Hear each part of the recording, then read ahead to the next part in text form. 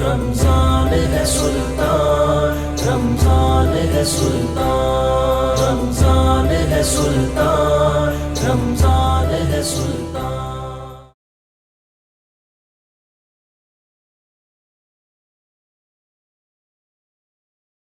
بسم اللہ الرحمن الرحیم۔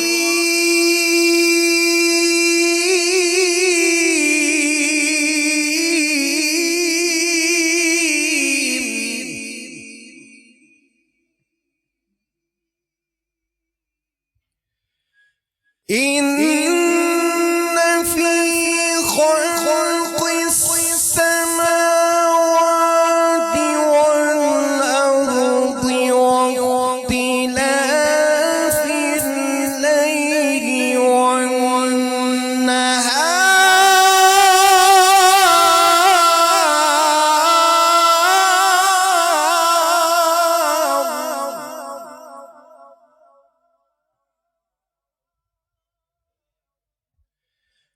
إن في خلق السماوات والأرض واختلاف الليل والنهار لآيات لأولي الألباب۔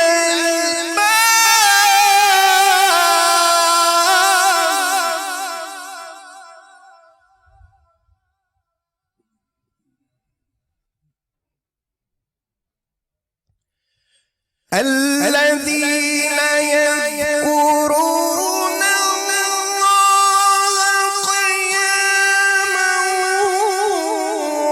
وقعودا وعلى جنوبهم ويتفكرون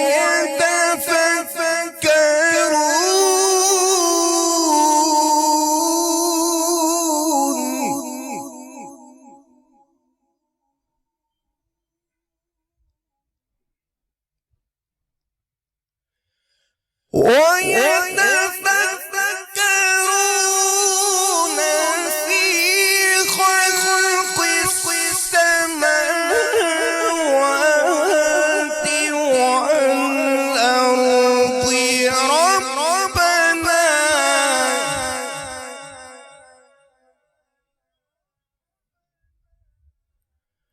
ربنا ما خلقت هذا باطلا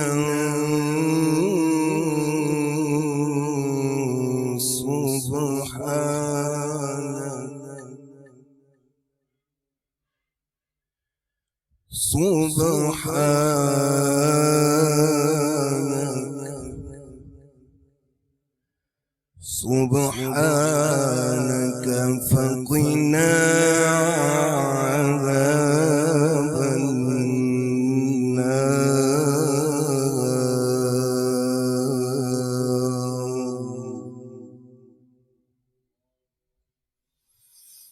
ربنا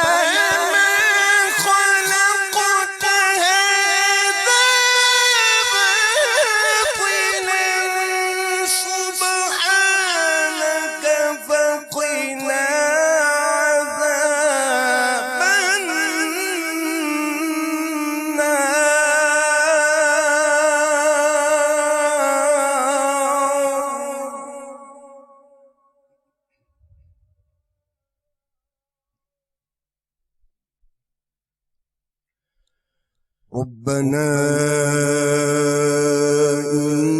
إنك من تدخل النار فقد أخزيته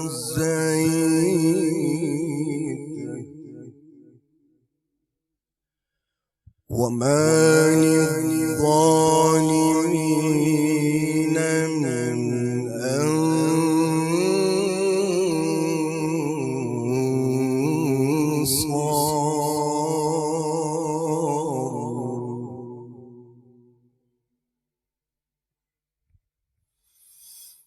ربنا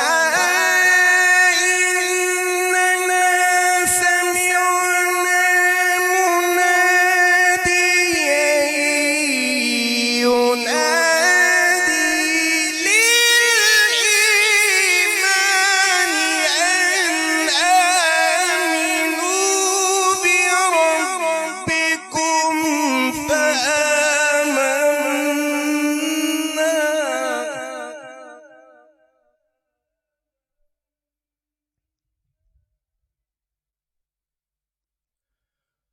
ربنا فاغفر لنا ذنوبنا وكفر عنا سيئاتنا وتوفنا مع الأبرار.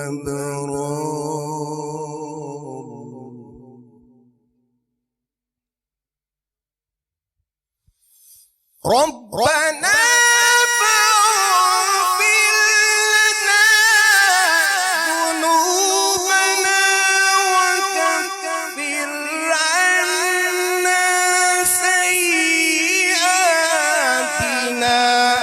وتوفنا مع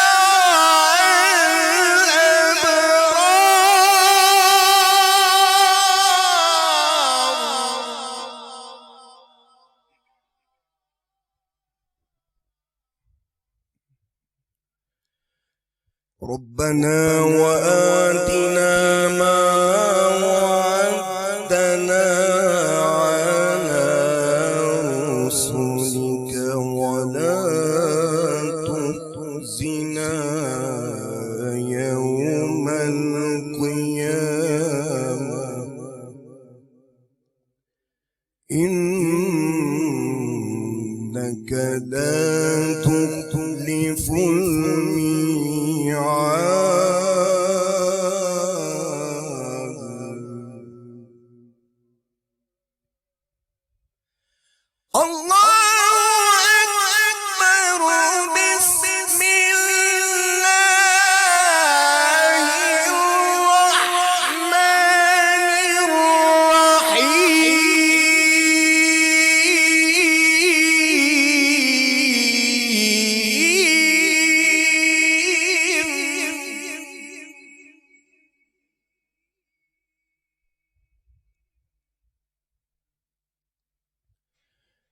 يا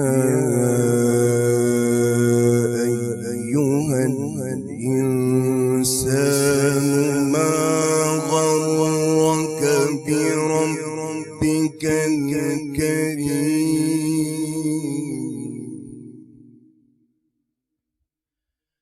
الذي خلقك فسواك فعدلك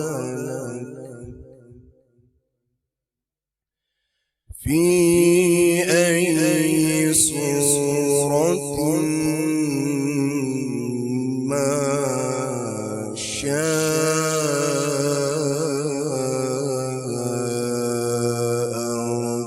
ركبك.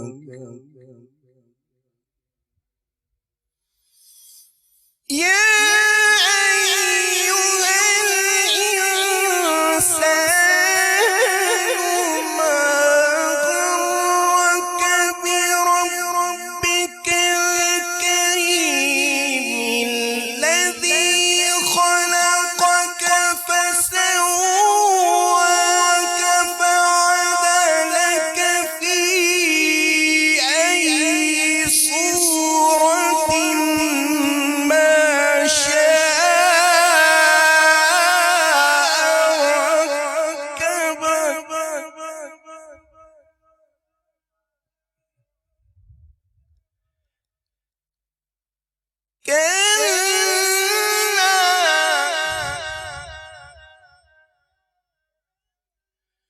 كلا بل تكذبون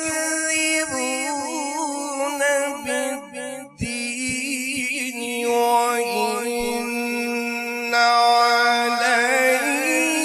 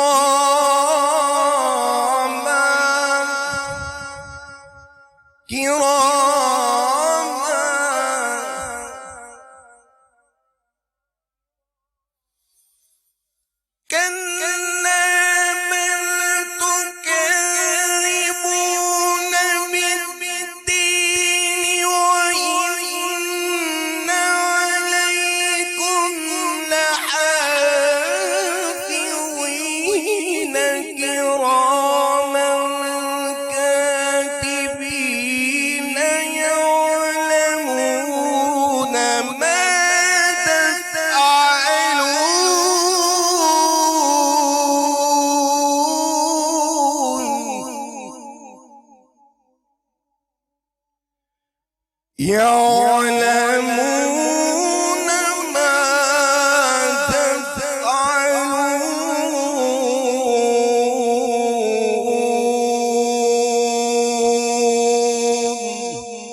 صدق الله العظيم وصدق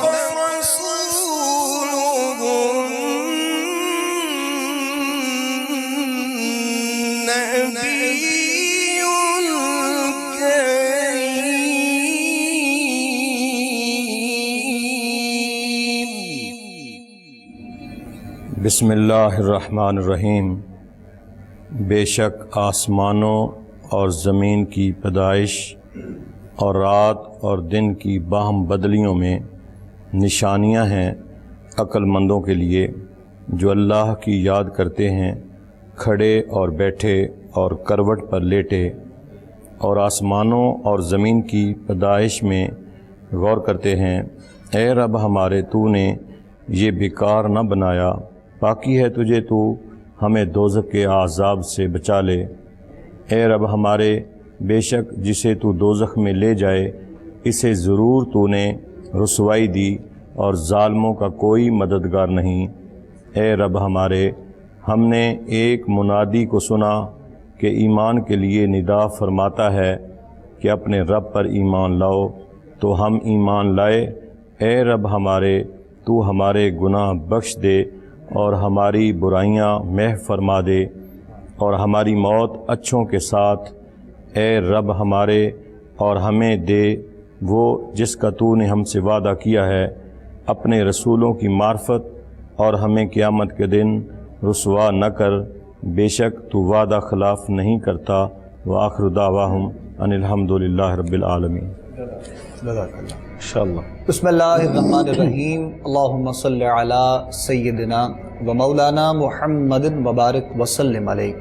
ناظرین محترم، خوش آمدید کہیں گے آپ تمام دیکھنے اور سننے والوں کو ایک مرتبہ پھر کوہ نور ٹی وی پہ۔ آپ لوگ رمضان سلطان خصوصی نشریات کوہ نور ٹی وی پہ اپنے میزبان ابوبکر سلطانی اور حافظ نور سلطان صدیقی کے ساتھ اس وقت دیکھ رہے ہیں۔ سحر کی ان بابرکت گھڑیوں میں ہمارا اور آپ لوگوں کا ساتھ ایک مرتبہ پھر ہے۔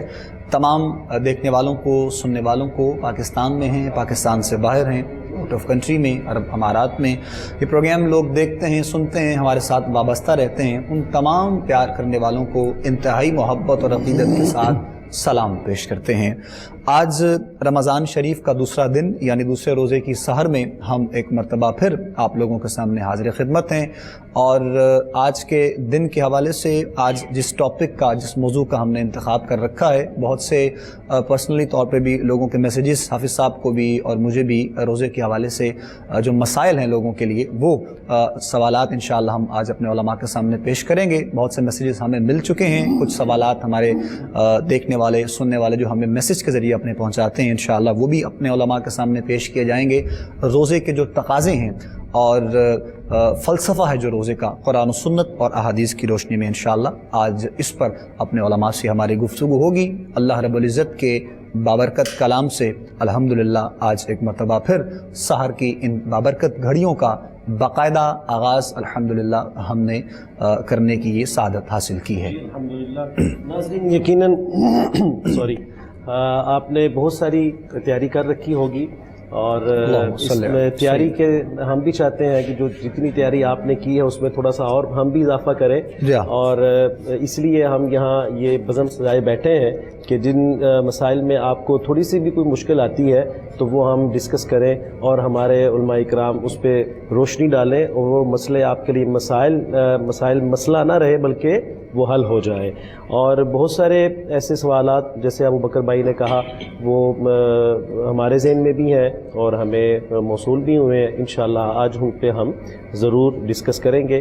اور آپ نے تلاوت قرآن مجید سنی ہے اور بڑی ہی خوبصورت، آج بہت پیارے انداز میں اور بڑا والہانہ انداز تھا قاری محمد علی قادری صاحب کا۔ جناب بہت شکریہ آپ کا، آپ تشریف لاتے ہیں ہمارے پروگرام میں اور اس کو رونق بخشتے ہیں، ہم آپ کو ایک دفعہ پھر خوش آمدید کہتے ہیں، بہت شکریہ۔ ان کے ساتھ ساتھ ہمارے مہمانوں میں آج بڑی پیاری شخصیت بہت اچھی گفتگو کرتے ہیں اور سلجھی ہوئی گفتگو کرتے ہیں، جناب علامہ محمد علی قادری صاحب۔ السلام علیکم، کیسے ہیں جناب؟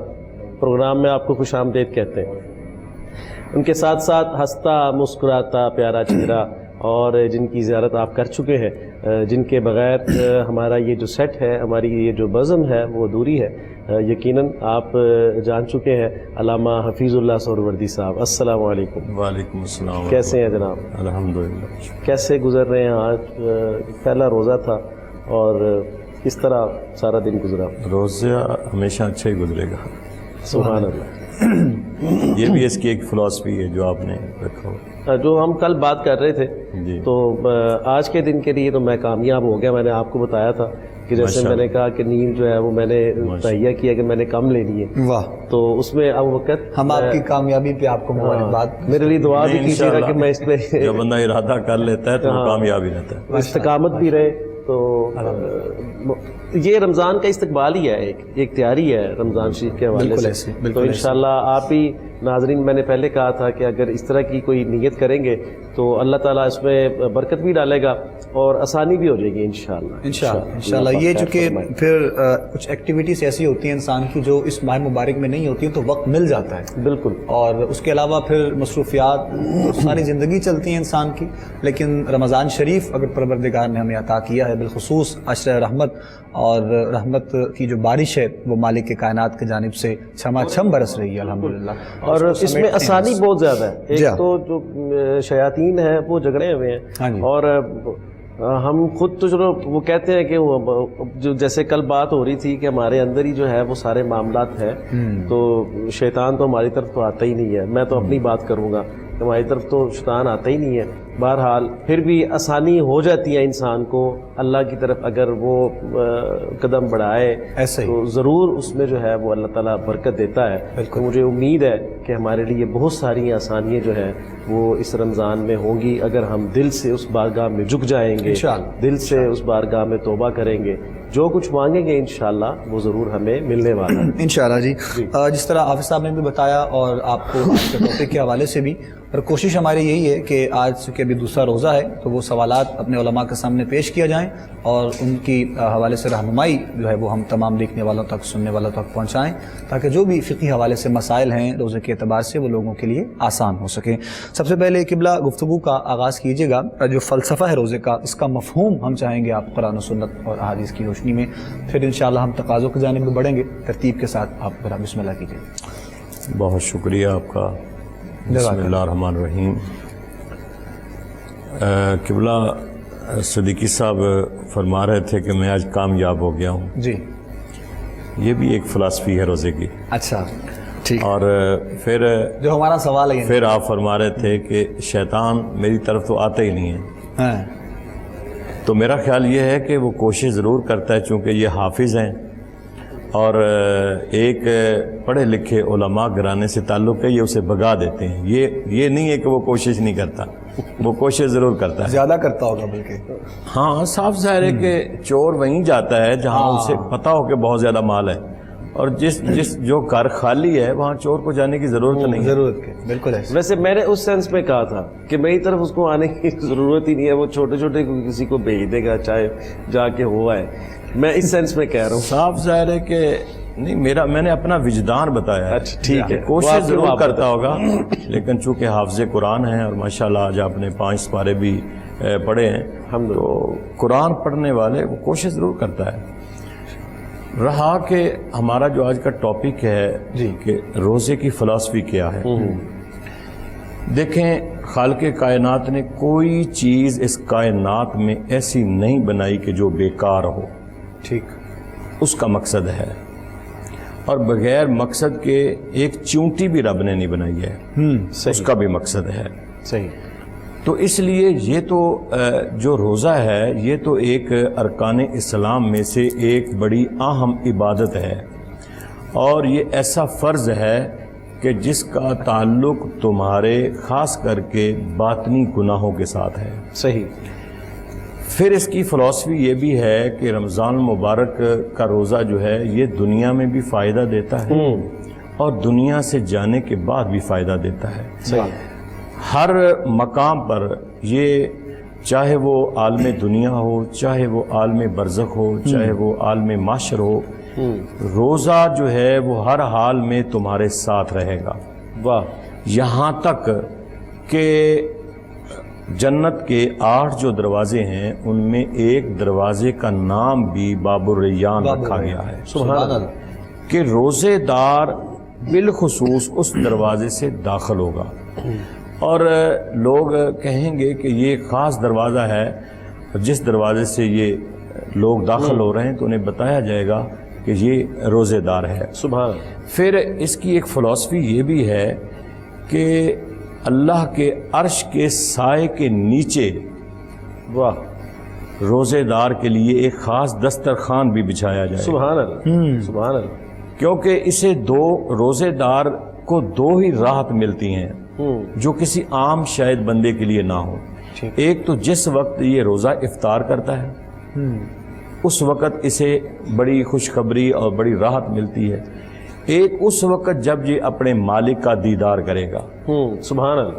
تو یہ عام لوگوں کے لیے دسترخوان نہیں ہے، یہ صرف روزہ دار کے لیے. اور پھر عالم محشر میں لوگ پوچھیں گے کہ یہ آج دسترخوان کس کے لیے بچھایا جا رہا ہے، تو پھر انہیں بتایا جائے گا کہ آپ سارا دن کھاتے تھے، یہ اللہ کی رضا کے لیے سارا دن صبر کرتا تھا. اور امام غزالی رحمۃ اللہ علیہ نے تو یہاں تک روزے کی تعریف فرما دی کہ روزہ ایک صبر کا نام ہے. انما یوفی الصابرون اجرہم بغیر حساب، کہ صابر جو لوگ ہیں ان کے لیے حساب بھی ان گنت ہے. واہ. کوئی حساب نہیں ہے جو صبر کرتا ہے. تو امام غزالی رحمۃ اللہ علیہ فرماتے ہیں کہ روزہ ہی صبر ہے. اس سے بڑا صبر کیا ہوگا کہ دنیا کھا رہی ہے اور وہ اللہ کی رضا کے لیے سامنے ہر چیز اللہ کی حلال نعمت پڑی ہوئی ہے اور وہ نہیں کھا رہا. صبر. واہ. لوگ برائی کر رہے ہیں وہ نہیں کر رہا، لوگ جھوٹ بول رہے ہیں وہ نہیں بول رہا، لوگ غیبت کر رہے ہیں وہ نہیں کر رہا. دوسرا یہ کہ اس روزے کی فلسفی اور سیاق و سباق میں اگر چلے جائیں تو خالق نے ایک خاص تمہارے اندر تقوی پیدا کرنا ہے اس کی وجہ سے. ٹھیک ہے. جیسے تقوی پیدا کیسے ہوتا ہے، ایک ظاہری تمہارے گناہ معاف ہوتے ہیں. جیسے ہم نماز پڑھتے ہیں تو ہمارے نماز پڑھنے سے ہم وضو کرتے ہیں، ہم طہارت کی طرف جاتے ہیں، ہمارے ظاہری گناہ معاف ہوتے ہیں. اسی طرح باطنی گناہوں کو معاف کرنے کے لیے خالق کائنات نے تمہارے اندر جو تقوی ہے وہ جب تمہارے باطنی گناہ صاف ہو جائیں گے تو تمہارے اندر تقوی پیدا ہو جائے گا. خالق نے فرمایا کہ اس روزے کی ایک یہ بھی فلسفی رکھی گئی ہے کہ جو روزے دار ہیں ان کے اندر ایک اللہ تقوی پیدا فرما دیتا ہے، کیونکہ وہ ہر گناہ سے اور ہر باطنی برائی سے اللہ انہیں محفوظ رکھتا ہے، کیونکہ وہ سحر سے لے کر افطار تک سارا دن وہ ایک صبر میں رہتے ہیں، کیونکہ روزہ صبر ہے، سب سے بڑا صبر ہے روزہ. صحیح. تو جب وہ صبر میں انسان رہتا ہے تو پھر خالق کائنات اس کے اندر ایک تقوی پیدا فرما دیتا ہے. اور جب جس کے اندر تقوی ہوتا ہے وہ اللہ کے قرب میں چلا جاتا ہے اور روزہ بھی اللہ کے قریب ترین کرتا ہے. اسی لیے تو خالق نے فرمایا کہ یہ روزہ خالصتاً عبادت جو ہے یہ میرے لیے، اللہ کے باقی عبادات بھی ہم اسی کے لیے کرتے ہیں، لیکن روزہ خالص اس نے فرمایا کہ اس کی جزا بھی میں ہوں، کہ جب وہ میرے لیے ہے کیونکہ کوئی نہیں دیکھتا کہ وہ اندر بیٹھا ہوا ہے، اسے کوئی اس کے پاس نہیں ہے، لیکن ہر چیز اس کے پاس ہے۔ وہ کہتا ہے نہیں، اگر میں نے پانی پیا تو میرا رب دیکھ رہا ہے، اگر میں نے کھانا کھایا تو میرا رب دیکھ رہا ہے، اگر میں نے کوئی اور برائی کی تو میرا رب دیکھ رہا ہے۔ فقط اللہ کی رضا میں وہ ہر چیز کو ترک کر دیتا ہے، چھوڑ دیتا ہے۔ اور روزے کا لغوً معنی بھی یہی بنتا ہے کہ رک جانا، ہر قسم کے عیب اور برائی کو ترک کر دینا، چھوڑ دینا، کھانا پینا چھوڑ دینا۔ جو حلال چیز ہے وہ روزے کی کیفیت میں وہ بھی تمہارے اوپر ایک منع کر دی گئی ہے کہ تم نے اس حلال چیز کے پاس بھی نہیں جانا کیونکہ تمہارا یہ صبر ہے۔ تو اس کی فلسفی جو خالق کائنات مالک کائنات نے رکھی ہے کہ یہ روزہ اللہ کے قرب میں تمہیں لے جاتا ہے، تمہارے اندر اللہ تقوی پیدا فرما دیتا ہے۔ اور پھر روزہ جو ہے ایک یہ بھی اس کی فلسفی ہے کہ روزہ رکھنے والا اس کو جو غربا مساکین لوگ ہیں ان کا احساس بھی ایک پیدا ہوتا ہے۔ اب امیر لوگ جو ہے جس کے پاس دولت کی فراوانی ہے کہ دولت ختم ہونے کے لیے تیار نہیں ہے، اسے تو نہیں احساس ہے کہ کسی کے پاس کوئی غریب ہے، کھانے کا ٹائم وقت اس کے ایک روٹی بھی ہے کہ نہیں ہے، لیکن جب وہ روزہ رکھتا ہے تو اس کی فلسفی یہی ہے کہ اسے بھوک اور افلاس کے ساتھ رہنے والا جو شخص ہے اس کا احساس ہوتا ہے کہ جیسے سارا دن میں نے کچھ نہیں کھایا، ہو سکتا ہے کوئی ایسا شخص ہو جس نے نہ کھایا ہو۔ تو یہ اس کی ایک فلسفی ہے جو ترتیب سے علماء محدثین فرما رہے ہیں، اور خالق کائنات نے اس کی وجہ یہ بتا دی ہے کہ روزہ میرے لیے ہے، میں نے اس کی جزا دینی ہے، میں نے انسان کے اندر ایک تقوی پیدا کرنا ہے، اور تقوی اس کے صبر کی وجہ سے ہے، اور اسی تقوی کی وجہ سے وہ اللہ کے قریب ترین ہو جاتا ہے۔ سبحان اللہ، سبحان اللہ جی، خوبصورت ماشاءاللہ گفتگو حضرت علامہ حفیظ اللہ سہروردی صاحب ابھی بالکل آغاز میں ہی آپ نے وضاحت کی ہے، اور بہت خوبصورت انداز میں مزید بھی انشاءاللہ سوالات آپ کے سامنے پیش کریں گے۔ ہمیں جوائن کیا ہے جی ابھی آقا کریم علیہ الصلوۃ والسلام کے بہت خوبصورت ثنا خوان ماشاءاللہ، نعت کو شاعر بھی ہیں آپ، نعت لکھنے کے اعتبار سے بھی اور نعت پڑھنے کے اعتبار سے بھی مالک نے آپ کو بے پناہ عزتوں سے نواز رکھا ہے۔ بارہا کوہ نور ٹی وی کے پلیٹ فارم پہ آپ زیارت کر چکے ہیں۔ آج یعنی اس سال رمضان شریف میں بالکل پہلے دن آج کے ہمارے مہمان ہیں آپ الحاج محمد رفیق ضیاء قادری صاحب، آپ کو خوش آمدید کہتے ہیں۔ السلام علیکم ورحمۃ اللہ وبرکاتہ۔ جزاک اللہ جی، بہت شکریہ آپ تشریف لائے ہمارے آج کے پروگرام رمضان سلطان میں انشاءاللہ یقیناً آپ سے بھی گفتگو اور کلام پاک ہوگا۔ جی حافظ صاحب مزید بس میں مفتی صاحب سے یہ پوچھنا چاہ رہا تھا، جیسے خوبصورت انہوں نے علامہ حفیظ اللہ سہروردی صاحب نے بڑے ہی پیارے انداز کے ساتھ فلسفہ جو ہے وہ روزے کا ہمیں سمجھایا ہے، تو میں محمد علی آپ سے پوچھنا چاہ رہا ہوں کہ یہ جیسے علامہ صاحب نے فرمایا کہ روزے دار کے لیے دسترخوان بچھیں گے اور پھر وہ طرح طرح کے کھانے بھی آئیں گے، تو کیا روزے دار کی کیٹیگریز ہیں؟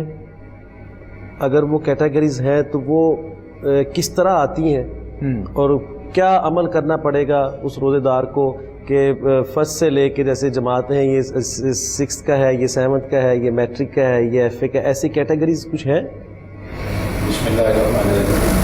سب سے پہلے شکرگزار اور تمامی احباب کا پروگرام کا نام سن کے وہ سلطان اور جو ایک سلطان ہے ماشاءاللہ، تو آپ کی محبت، کا نام بڑا خوبصورت نام ہے۔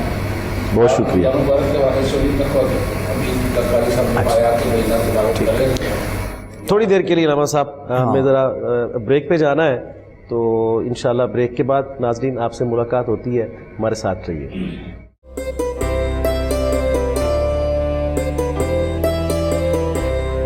رمضان ہے سلطان، رمضان ہے سلطان، رمضان ہے سلطان، رمضان ہے سلطان۔ خوش آمدید ناظرین آپ کو ایک مرتبہ پھر، اور میں نے علامہ صاحب سے سوال کیا تھا کہ روزے جو ہے اس میں کیٹیگری ہے کہ نہیں ہے، تو وہیں سے کنٹینیو کرتے ہیں محمد علی نقشبندی صاحب سے۔ جی علامہ صاحب۔ شکریہ۔ میں بات کر رہا تھا کہ جیسا کہ حضرت نے آغاز کیا تھا اور قاری صاحب ایک آیت کی تلاوت کر کے گئے، جی یا ایھا الانسان ما غرک بربک الکریم، کہ انسان تجھے کیا ہو گیا، تو اپنے کریم رب کو بھول گیا ہے۔ رمضان المبارک کی اگر بنیادی بات جیسا کہ حضرت فلسفے کے حوالے سے بات کر رہے تھے، تو بندے کو اپنے رب کو یاد کروانا مقصود ہے، حضور سید عالم صلی اللہ تعالیٰ علیہ وسلم کا فرمان علی شان کا مفہوم ہے. مسلم شریف کی روایت ہے کہ قرآن مجید کی ہر آیت کا ایک ظاہر معنی ہے اور ایک باطن معنی ہے. اسی طرح اسلام کی ہر عبادت اس کا ایک ظاہر ہے اور اس کا ایک باطن بھی ہے. ٹھیک ہے. رمضان کا ظاہر یہ ہے کہ ہم نے کھانے پینے کی اشیاء سے اجتناب کرنا ہے. علامہ نے کہا تھا نا کہ جی رہ گئی رسم اذاں روح بلالی نہ رہی اور فلسفہ رہ گیا تلقین غزالی نہ رہی. اللہ. تو بھوک اور پیاس روزہ نہیں ہے, اس کی اصل روح کچھ اور ہے. آپ نے پوچھا کہ روزے کے درجات کیا ہوتے ہیں, تو درجات میں اگر ہم بات کریں تو تاجدار کائنات صلی اللہ تعالی علیہ وسلم کے فرمان علی شان کا مفہوم ہے کہ جو شخص روزہ رکھے اور اس کی زبان گالی گلوچ سے نہ رکے, لغویات سے وہ باز نہ آئے, تو میرے پروردگار کو اس کے بھوکے اور پیاسے رہنے کی کوئی حاجت نہیں ہے. ٹھیک ہے. کیٹیگریز تو خود میرے آقا نے وہ واضح کر دی. ایک وہ ہیں جو روزے کو اس کی روح کے ساتھ لے کر چلتے ہیں, اور ایک وہ جو روزہ فقط ایک رسم کی صورت نبھا رہے ہیں. ٹھیک ہے. بھوکے اور پیاسے ہیں. ٹھیک ہے. جنہوں نے اس کی روح کو سمجھنا ہے اس اعتبار سے وہ اعلیٰ درجے کے لوگ ہیں. اور روزے کی اصل تھیم کو ہم سمجھیں, جیسا کہ تقویٰ کی بات کر رہے تھے, تو میرے طالب علمانہ ذہن کے مطابق بندے کا یہ یقین ہونا کہ اس کا رب اسے دیکھ رہا ہے, یہ روزے کی اصل روح ہے.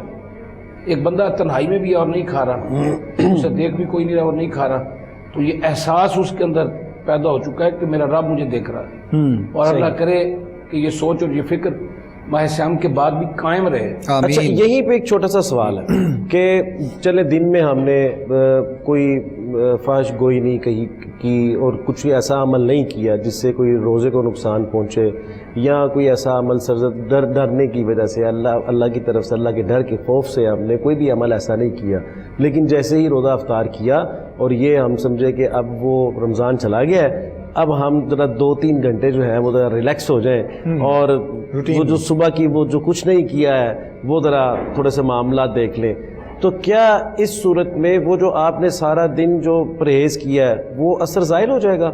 یعنی میں یہ نہیں کہوں گا اگر اس نے روزے کی حالت میں اپنے آپ کو حدود و قیود میں رکھا ہے. جی, بات کے معاملے میں یہ کہہ سکتے ہیں کہ مکمل رمضان میں وہ کیفیت رہتی, افطاری کے بعد اگر اس میں کوئی خلل آیا ہے, اس میں کوئی تبدیلی آئی ہے, تو اس کو زیادہ سے زیادہ ہم یہ کہیں گے کہ رمضان کی اثر میں اجر کا کمی آ جائے گی. ویسے وہ رب بے نیاز ہے جس نے سارا دن احتیاط کی, اللہ اسے باقی بھی احتیاط کی توفیق عطا فرمائے. ٹھیک ہے. یعنی کہ میں اس پہ تھوڑا سا یہ بھی کرنا چاہتا ہوں کہ ہمارے اکثر محفل میں یہ کہا جاتا ہے, کیونکہ ہم لوگ دن رات محفل میں ہوتے ہیں, آپ بھی ہوتے ہیں, تو اکثر یہ سننے کو ملتا ہے کہ ساری رات اگر محفل میں بیٹھے رہے تو صبح آپ نے نماز نہ پڑھی تو آپ کی محفل میں بیٹھنا کسی کام کا نہیں ہے, یا صبح آپ نے کچھ ایسا عمل کیا جس سے کوئی دل آزاری ہو گئی تو یہ ساری رات آپ کی محفل میں بیٹھنا کسی کام کا نہیں ہے. یہ ایسی بات ہے؟ میرا نقطہ نظر یہ نہیں ہے. ایک فقیر, ایک درویش کی بات میں کہوں. جی, بیٹھا تھا درویش, ان کی صحبت میں بیٹھتے ہیں, تو ان سے کسی نے کسی بندے کے بارے میں کہا جی سارا سال عجیب کام رہتے ہیں اور ایک محفل نعت کروا لیتا ہے, تو یہ کیا ہوا؟ تو انہوں نے بڑے تأمل سے بات سنی اور کہنے لگے یار وہ جو سال بعد اپنے رب کا نام لیتا ہے تم اس سے وہ بھی حق چھیننا چاہتے ہو, تم یہ دعا کرو کہ رب کائنات اس کی محفل کی اس کیفیت کو دوام عطا کر دے. صحیح. ہم یہ کہتے ہیں کہ محفل کا اجر اپنی جگہ ہے, اس میں کوئی کلام نہیں کہ وہ محفل نماز کی تلقین کرتی ہے, اس کی روح یہی ہے کہ اگر آپ ساری رات جاگے ہیں پھر پچھلے پیر اپنے رب کے حضور سجدہ ریز بھی ہوں, لیکن اگر کمی ہے تو وہ فرائض کا نماز کا سوال اپنی جگہ ہے, محفل کا معاملہ اپنی جگہ ہے. صحیح. ایک بندہ کسی کے معاملے میں انوالو رہتا ہے نا, تو پھر رب اس پہ رنگ چڑھا ہی دیتا ہے. صحیح. آپ جب جہاں بیٹھتے ہیں سرکار کی بات کریں گے, لیکن بات میں صرف یہی کرنا چاہ رہا ہوں کہ اجر و ثواب کی کیا وہ اجر اس کا ملے گا کہ نہیں ملے گا؟ اگر ایک بندہ محفل کا عمل اپنی جگہ ہے, ٹھیک ہے, نماز کا حساب اپنی جگہ ہے. جی ٹھیک ہے. یہ دونوں الگ الگ ایکٹیویٹیز ہیں. اسی طرح وہ روزے کا معاملہ ہے کہ سارا دن وہ روزے میں رہا, بالکل, اور اس نے پرہیز کیا, اور شام میں اگر اس نے وہ معاملہ کیا تو وہ اس کا میں نے کہا اجر میں کمی آپ سمجھ لیں. جی, یہ نہیں ہے کہ اس کا روزہ ضائع ہو گیا, ایسا نہیں ہے. ٹھیک ہے. وہ بڑا بے نیاز ہے. ٹھیک ہے. جہاں وہ دو آنسوؤں سے راضی ہوتا ہے وہ کسی کی کسی بھی ادا سے راضی ہو سکتا ہے. صحیح. بہت شکریہ. خوبصورت بات ہے جی, ماشاءاللہ. تو ابوبکر کلام شامل کریں. جی بالکل. رفیق زیاد صاحب آئے تو ان سے ہم فائدہ اٹھاتے ہیں ان کی موجودگی کا. تو زیاد صاحب جو بھی آپ سنانا چاہیں, بسم اللہ.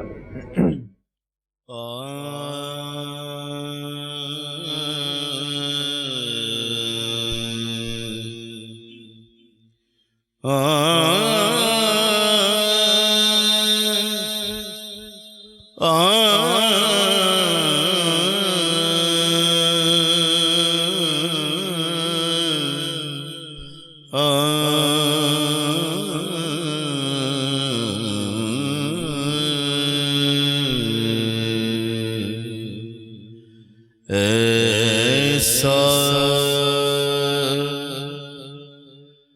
کوئی محبوب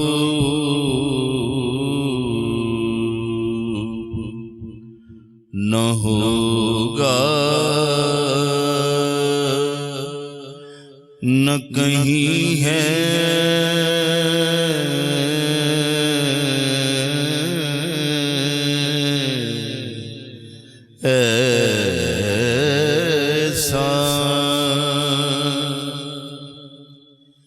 ایسا کوئی محبوب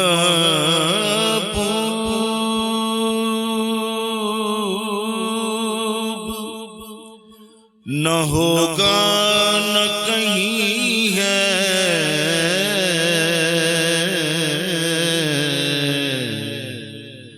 بیٹھا ہے چٹائی پہ مگر عرش نشیں ہے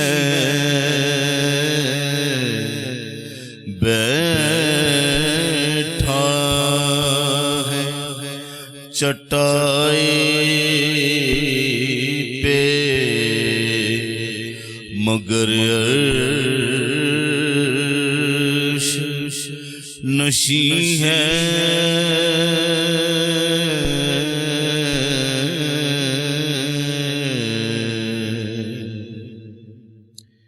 ملتا نہیں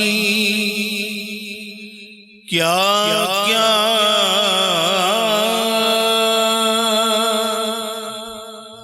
دو جہاں کو تیرے در سے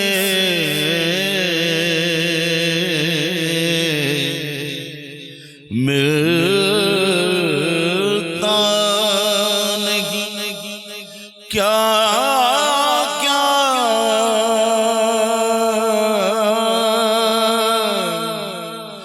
دو جہاں کو تیرے در سے ایک لفظ نہیں ہے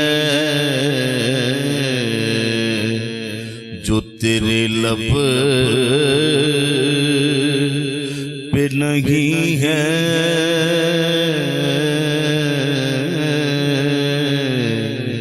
ایک لفظ نہیں ہے جو تیرے لب پہ نہیں ہے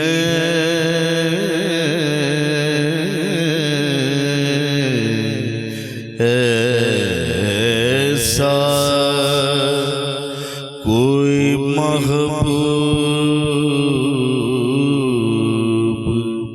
نہ ہوگا نہ کہیں ہے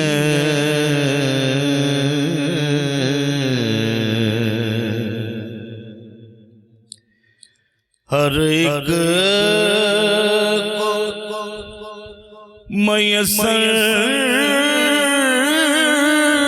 کہاں اس در کی غلامی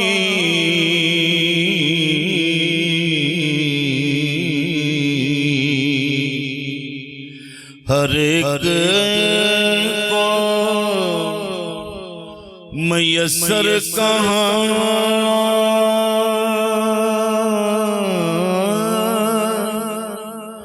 اس در کی غلامی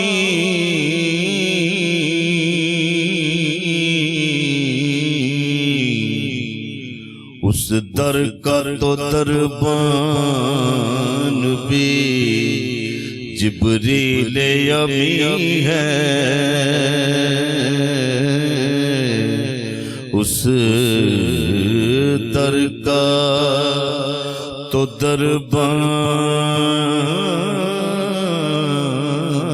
دربان بھی جبریل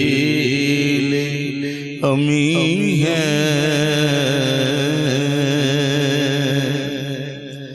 اے شاہ زمن اب تو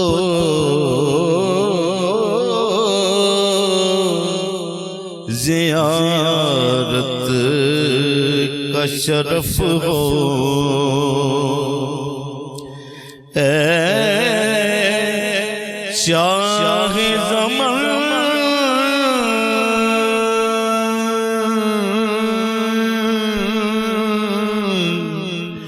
اب تو زیارت شرف ہو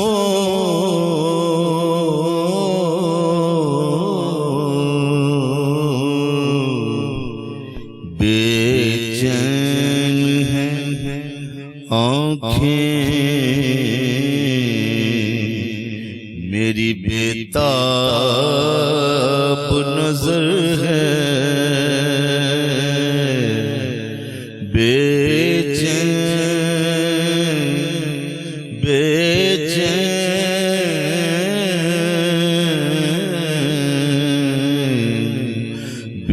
چین ہے آنکھیں میری بےتاب نظر ہے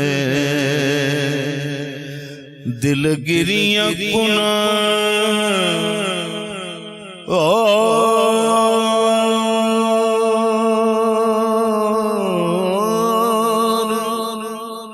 نظر سوئے مدینہ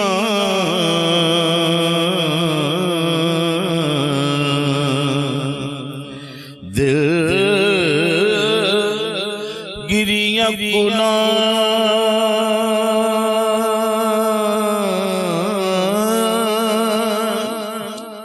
اور نظر سوئے مدینہ آزم تیرا انداز طلب کتنا حسین ہے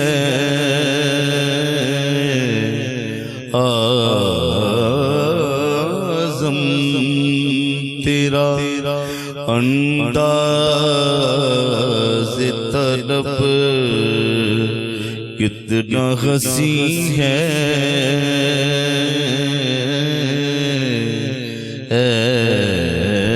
ایسا کوئی محبوب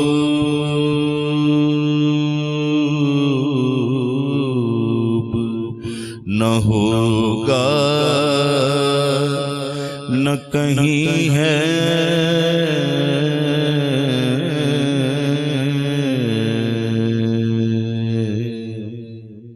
سبحان اللہ ماشاءاللہ ایسا کوئی محبوب نہ ہوگا نہ کہیں خوبصورت کلام پیش کر رہے تھے رفیق ضیاء صاحب اور خوبصورت انداز میں پیش کر رہے تھے آج انہوں نے اپنے انداز سے تھوڑا سا ہٹ کے جو ہے وہ اس کلام کو پیش کیا ہے قبلہ اعظم چشتی رحمۃ اللہ علیہ آپ کا کلام اور آپ ہی کے انداز میں انہوں نے پیش کیا اللہ تعالیٰ ان کی اس سعی کو اپنی بارگاہ میں قبول و منظور فرمائے آمین جی ابو بکر مزید آگے بڑھتے ہیں آج کے پروگرام میں اور جس طرح روزے کے تقاضے اور آج ویسے آپ کا روزہ کیسا گیا الحمدللہ میں آج تو پہلے تو یہ ہے کہ پہلا رمضان ہے آپ کے والد صاحب کے بعد اللہ تعالیٰ آپ کے والد صاحب کی کامل مغفرت فرمائے اور جتنے بھی اس دنیا فانی سے کوچ کر گئے اللہ سب کی کامل مغفرت فرمائے تو کیسا روزہ گزرا کچھ ایسا ہوتا ہے کہ شاید کسی کی بات ترغیب دلانے کے حوالے سے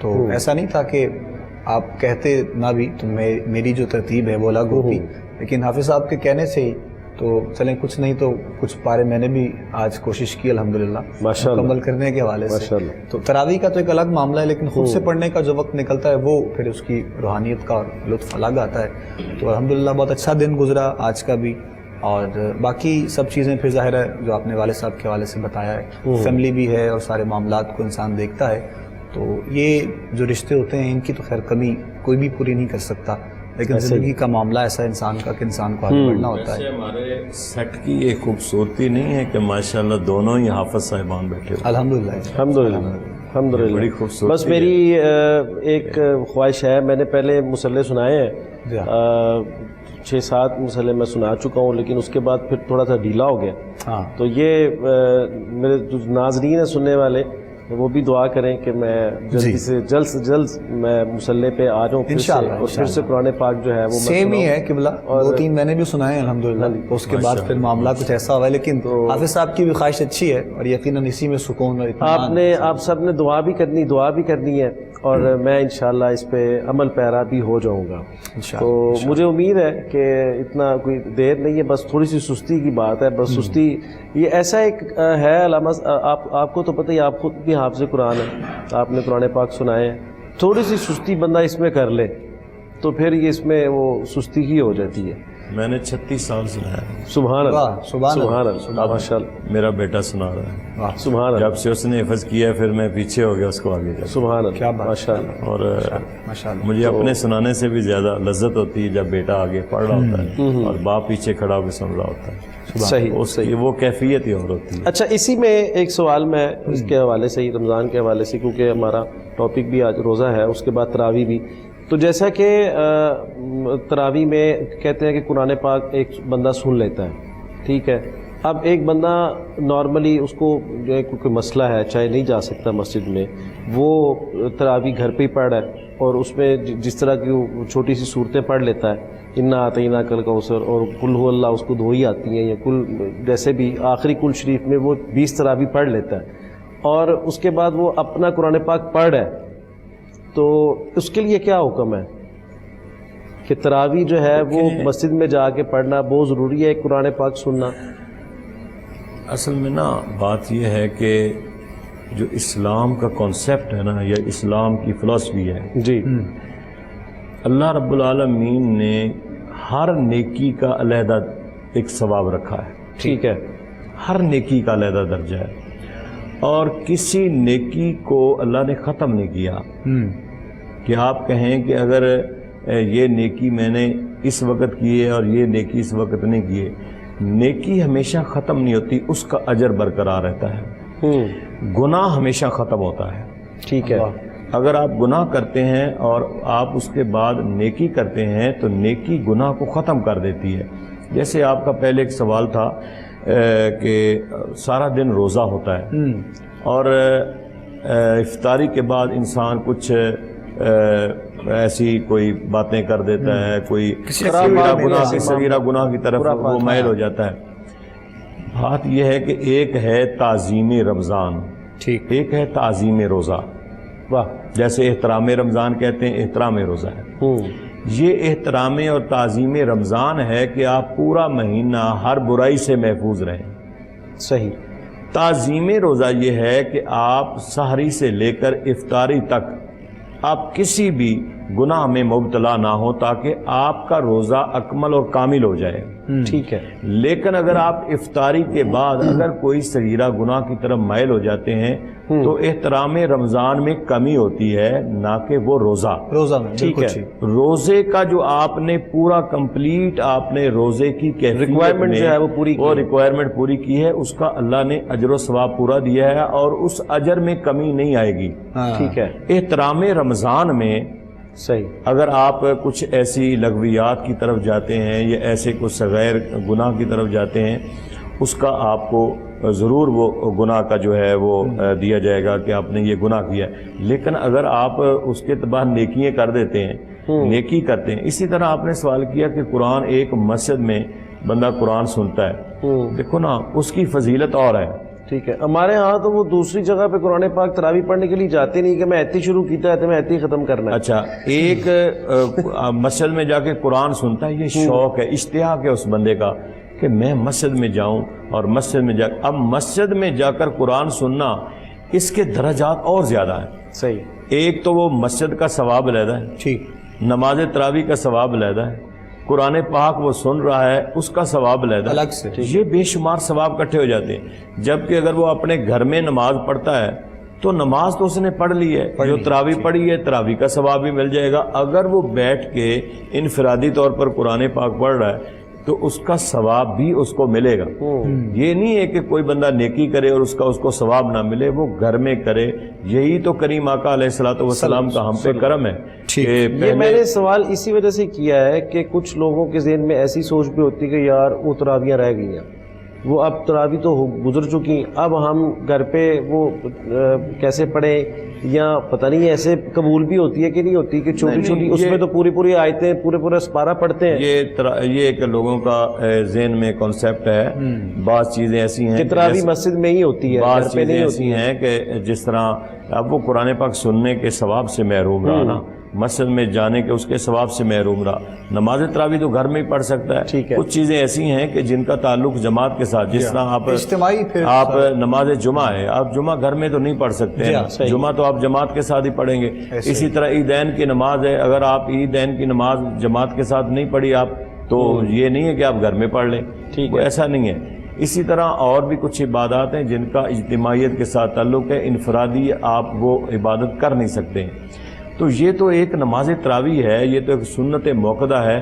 اب خواتین ہیں وہ گھر میں پڑھتی ہیں. اگر آپ یہی تو کرم ہے کہ جماعت کے ساتھ نماز پڑھنا یہ فرض نہیں ہے، جماعت کا ثواب علیحدہ ہے. لیکن اگر بندہ کہے کہ میں نے جماعت کے ساتھ میری نماز رہ گئی، اب تو میں نماز پڑھ ہی نہیں سکتا. جماعت کے ساتھ نماز پڑھنا مسئلہ یہ ہے کہ وہ فرض نہیں ہے. اگر وہ فرض ہوتا تو کوئی شخص گھر میں نماز نہ پڑھ سکتا، کیونکہ پھر وہ جماعت کے ساتھ ہی پڑھتا. اسی طرح جماعت کا ثواب سے وہ محروم ہو جاتا ہے. نماز گھر میں بھی ہو جاتی ہے، جنگل میں ہو، جہاں بھی ہو، سفر میں ہو، حضر میں ہو، نماز کا ٹائم ہے، وہ نماز پڑھے. یہی تو حضور علیہ الصلوۃ والسلام کی مہربانی ہوئی کہ پہلے لوگ جو تھے قوموں کے، وہ ایک مخصوص جگہ پہ جا کے عبادت کرتے تھے. لیکن اس امت پر کرم ہوا کہ بھائی اللہ تعالیٰ نے ساری روئے زمین کو پاک کر دیا سبحان اللہ، کہ جہاں نماز کا ٹائم ہو آپ نماز پڑھ لیں. آپ جنگل میں سفر میں جا رہے ہیں وہاں نماز پڑھ لیں. تو اس لیے جو نیکی انسان کرتا ہے اس نیکی کو ضائع نہیں کیا جاتا، اس کا ثواب ملتا ہے. لیکن اگر کوئی نہیں کرتا تو وہ نہیں کرتا. ٹھیک ہے. حضرت علامہ محمد علی نقشبندی صاحب کی جانب بڑھیں گے، اور جو روزے کے تقاضے اور بالخصوص رمضان شریف کے حوالے سے جو ریلیٹڈ ہیں سوالات، وہی اپنے علماء کے سامنے آج کے پروگرام میں انشاءاللہ پیش کیے جا رہے ہیں. قبلہ مکروہات جو ہیں وہ اس کی اقسام کے حوالے سے، اور پھر روزہ ٹوٹتا کن کن چیزوں سے ہے، یہ تھوڑی سی آپ نے روشنی مہربانی فرمائیے. مکروہات اور ہیں، اور جن چیزوں سے روزہ ٹوٹنا ہے کچھ اور چیز. ٹھیک. مکروہ کا اگر اس کا مفہوم سمجھانا چاہوں تو آپ ایک بندہ میلے کچیلے کپڑوں میں آ جائے ناپسندیدہ کیفیت میں، تو اس کے پاس بیٹھنے سے آپ کو کراہت آتی ہے. ٹھیک. تو مکروہ عمل ہے کہ جس عمل کرنے سے میرے پروردگار کی طبیعت، وہ اس کے مزاج کے مطابق، اس کی شان کے لائق، میرے رب کے یہاں ناپسندیدہ عمل ہوگا، اسے مکروہ کہا جاتا ہے. ہمارے اس میں مکروہ کو بڑا معمولی سمجھ لیتے ہیں، مکروہ ہی ہے. تو ایک مومن کی شان یہ ہے کہ وہ مکروہات سے بچتا ہے، مستحبات تک پر عمل کرتا ہے. دوسری یہ بات کہ روزہ کن امور سے ٹوٹ جاتا ہے، تو اس میں اگر ہم کسی چیز کا کھا پی لینا، جمع کر لینا، ٹھیک ہے جی، یہ وہ امور ہیں جن سے روزہ ٹوٹ جاتا ہے.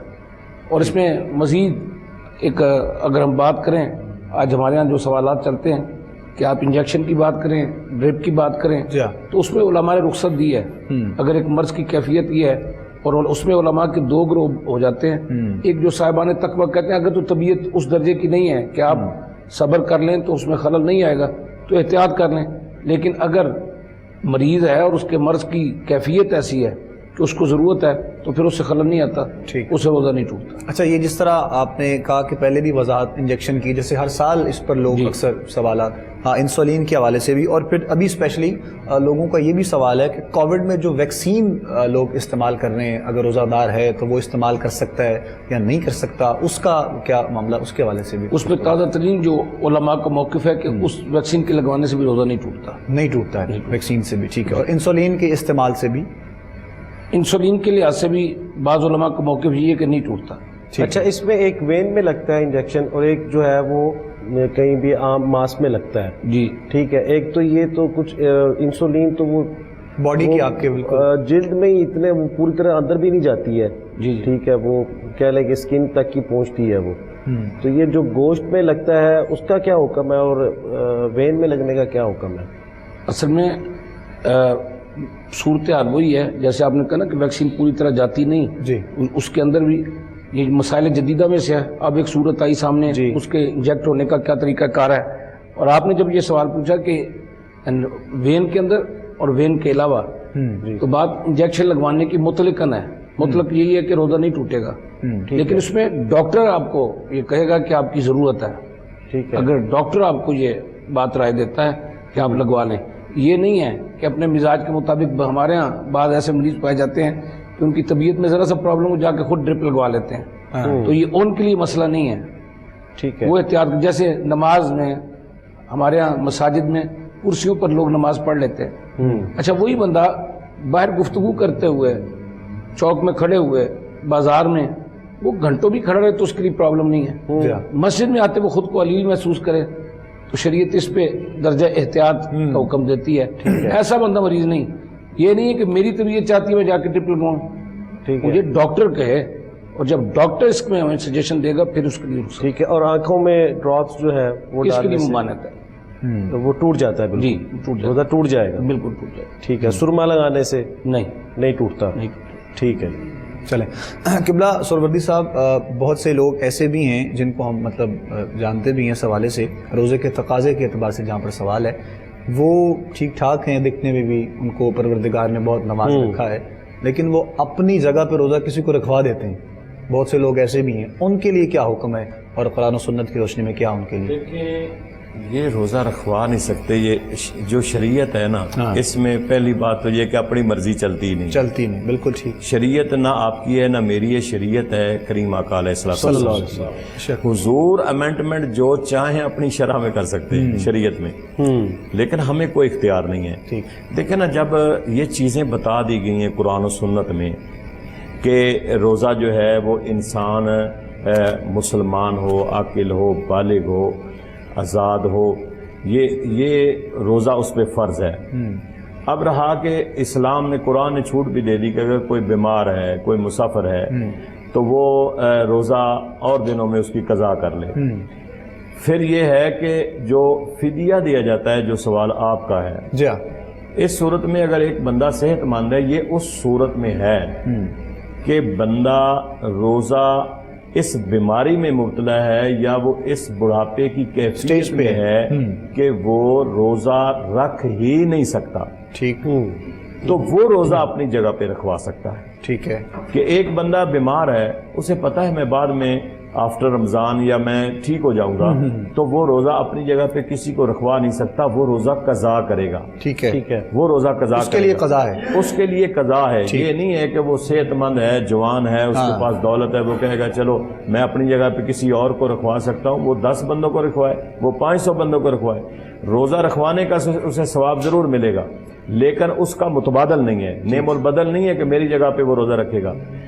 وہ یا تو وہ بڑھاپے کو اس کیفیت میں ہو کہ روزہ نہ رکھ سکتا ہو، یا پھر ڈاکٹر ڈائیگنوز کر دیں کہ یہ بیماری ایسی ہے کہ یہ کبھی ٹھیک نہیں ہوگی. جیسے شوگر ہے، شوگر کا کبھی پیشنٹ کو بھوک لگ جاتی ہے اس بہت زیادہ، صورت میں وہ بطور فدیہ وہ کسی دوسرے بندے کا متبادل انتظام کر دے، اس کو روزہ رکھوا دے، ادروائز وہ روزہ قضا کرے گا. ٹھیک ہے. قضا والے کے لیے بھی کیا حکم ہے اور اس میں بھی کوئی اقسام ہے، مطلب قضا کے روزے کے حوالے سے؟ دیکھیں قضا یہ ہے کہ بندے نے روزہ مطلب ہے کہ چھوڑ دیا ہے، ٹھیک ہے، وہ کسی وجہ سے، یہ نہیں ہے کہ ایک آپ جہاں صحت مند ہیں، بالکل آپ کو کوئی پرابلم نہیں ہے تو آپ کہیں چلیں ٹھیک ہے جی میں آج روزہ چھوڑ دیتا ہوں، میں سردیوں میں جا کے روزہ رکھ لوں گا.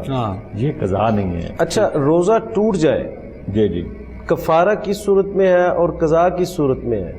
دیکھیں جی قضا تو یہ ہے نا کہ روزہ انسان نے چھوڑا ہے. ٹھیک ہے. مثال کے طور پہ وہ بیمار ہے، ٹھیک ہے، جیسے قرآن نے کہا وہ بیمار ہے، اس نے روزہ چھوڑ دیا ہے، اب اس کی وہ قضا کرے گا. انسان مسافر میں سفر میں ہے، اسے پتہ ہے روزہ میں سفر کر رہا ہوں، مجھے تکلیف دہ ہے میرا سفر، وہ روزہ چھوڑ دے گا، اس کی وہ قضا کرے گا. کفارہ یہ ہے کہ جان بوجھ کر روزے کو توڑ دینا. ٹھیک ہے، جان بوجھ کر روزہ رکھا ہوا ہے، مذاق سمجھا اس کو روزہ توڑ دیا. اب اب کفارے کے طور پر یا تو وہ غلام آزاد کرے یا پھر وہ 60 مسکینوں کو کھانا کھلائے یا 60 روزے رکھے. یہ اس کا کفارہ ہے. ٹھیک ہے. کفارے کے ساتھ قضا بھی پڑ جاتی ہے.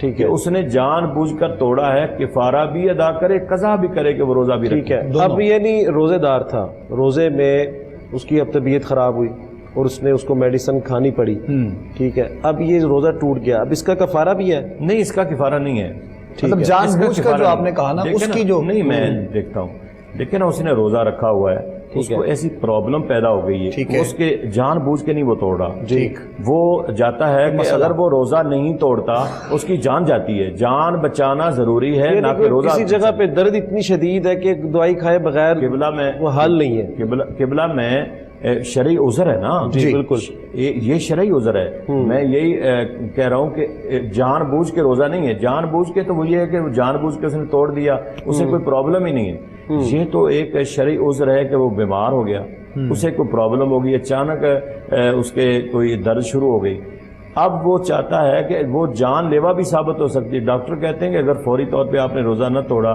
یا آپ کو کوئی میڈیسن نہ دی تو آپ کی جان جا جائے گی، جان بچانا ضروری ہے نہ کہ روزہ بچانا ضروری ہے، اس لیے اب وہ روزہ توڑ دے اور اپنی جان بچائے، اس کی قضا ہوگی، اور اگر وہ شرعی عذر کے بغیر روزہ توڑتا ہے تو اس کا کفارہ ہوگا۔ ٹھیک ہے، یعنی وہ جیسے علامہ صاحب نے پہلے کہا کہ جن چیزوں سے روزہ ٹوٹ جاتا ہے انہی، یعنی کہ وہ جان بوجھ کے کسی بھی عمل سے توڑے تو اس کا کفارہ ہے؟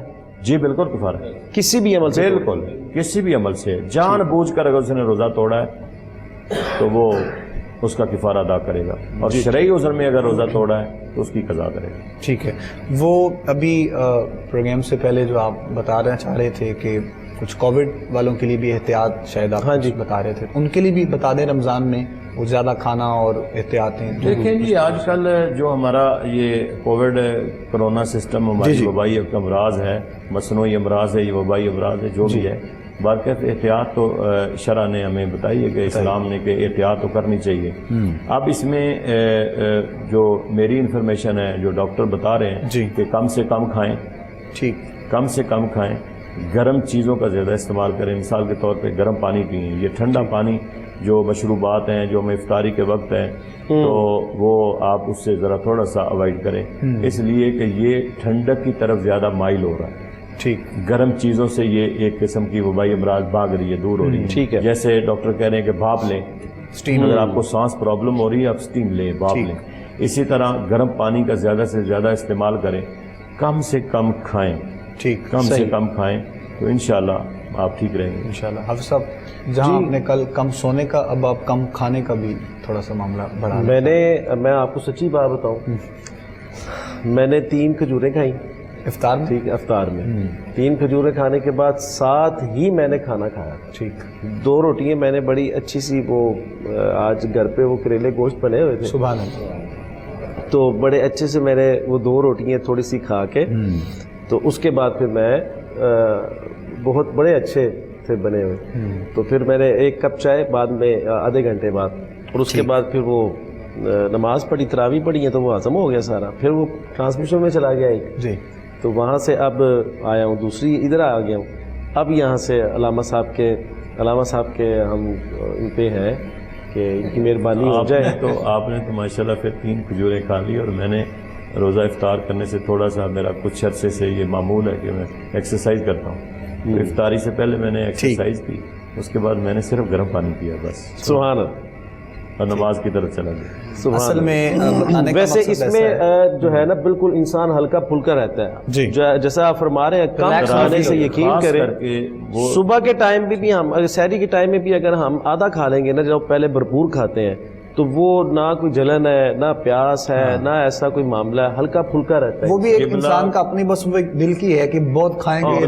تراویح سے، نماز تراویح سے میرا اپنا خیال ہے کہ وہ محروم رہتے ہیں جو افطاری بہت زیادہ ہیوی کر لیتے ہیں۔ بالکل، اب ان میں بڑی اچھی بات آپ نے، میں تو بالکل کھاتا ہی کھائیں گے، بلیو کریں کم کھائیں گے تو میرا خیال ہے کہ تراویح بڑے اچھے انداز میں ادا کی جائے گی۔ بالکل ایسے ہی ہے۔ مقصد قبلہ علامہ صاحب کا بھی بتانے کا، اور جہاں پر ہمیں اس کووڈ کے سیزن میں باقی جو SOPs ہیں ان پر عمل کرنا ہے، چونکہ دسترخوان ایسے ہوتے ہیں، مشروبات بھی ہوتے ہیں، کھانے پینے کی چیزیں بھی ہوتی ہیں، ظاہر ہے ہمیں اپنی میڈیکلی طور پہ بھی اپنے سارے معاملات کو دیکھنا ہے تاکہ اس وبا سے اور بھی جو ایسی اس قسم کی جو بیماریاں ہیں ان سے ہم بچ سکیں۔ اگر اسی ذوق اور شوق میں ناز شریف ہو جائے۔ جی بالکل، جی بالکل، انہی کی طرف آ رہے ہیں، زیادہ صاحب بیٹھے ہوئے، میرا اشارہ آپ کی طرف تھا۔ ان سے بھی سنتے ہیں انشاءاللہ. ابھی وقفہ ہوگا تو اس کے بعد کچھ بعد میں پھر انشاءاللہ کلام پاک. جی بسم اللہ رفیق ضیاء صاحب. ٹھیک ہے.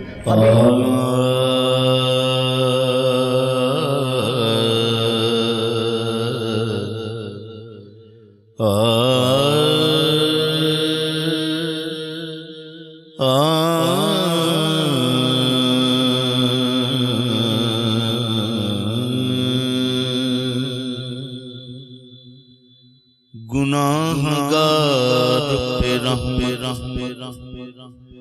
ہزار آپ سے، کریم مجھ پہ بے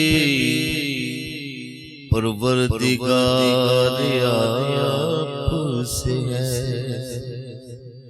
خطا کے بدلے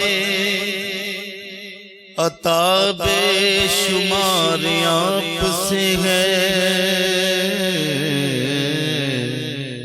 حضور میری تو ساری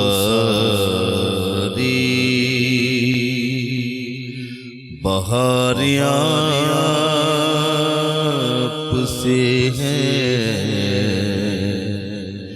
حضور میری تو ساری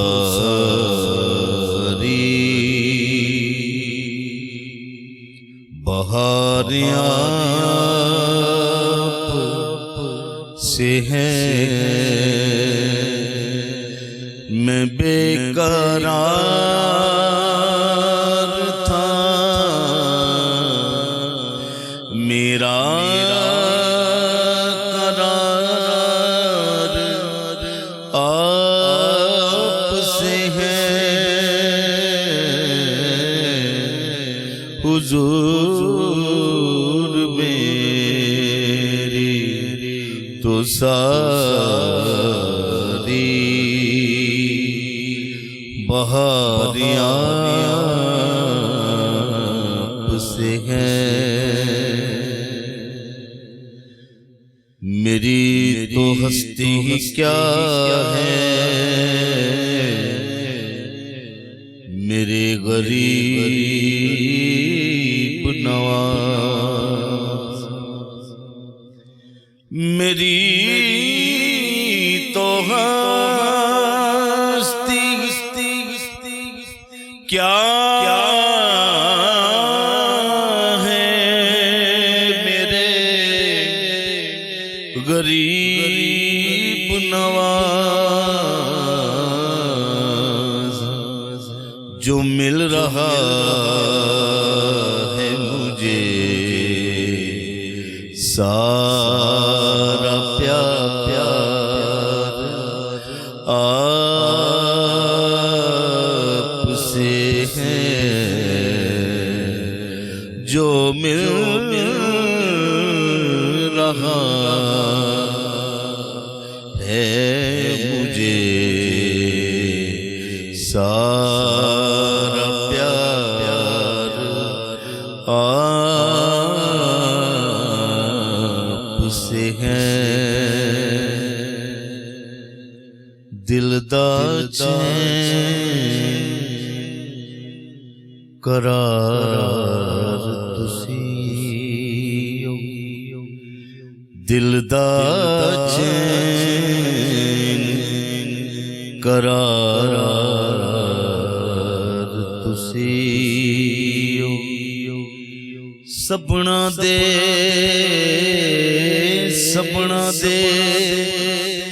سرکار تسی ہو. دل دا چین قرار تسی ہو. میں بے قرار، میں بے قرار تھا، میرا قرار آپ سے ہے. حضور میں اس کا ایک نیا شعر ہے یہ اب شہرازی صاحب ہیں حیدرآباد کے ناخوان نعت گشائے، انہوں نے مجھے دیا تھا۔ جو نام آپ کا آئے تو چوم لیتا ہوں، جو نام آپ کا آئے تو چوم لیتا ہوں، جو نام آپ کا آئے تو چوم لیتا ہوں، میں کیا بتاؤں مجھے کتنا پیار آپ سے ہے، میں کیا بتاؤں مجھے کتنا پیار آپ سے ہے۔ میں اس یقین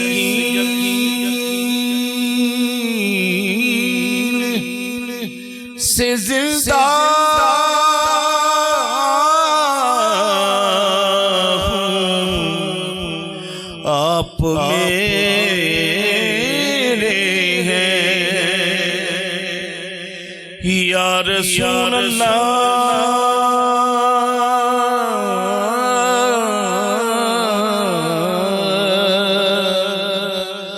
میں اس یقین سے زندہ ہوں، آپ میرے ہیں، میری حیات کا دار و مدار آپ سے ہیں، میری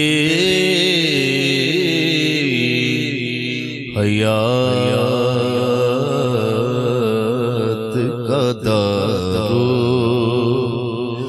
مدار آپ سے ہے، محبتوں سلا سے کون دیتا ہے، محبتوں کا سلا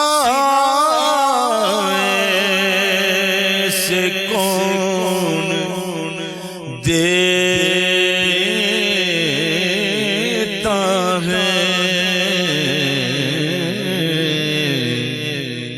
سنہری جانیوں میں یار غار آپ سے ہیں، حضور میں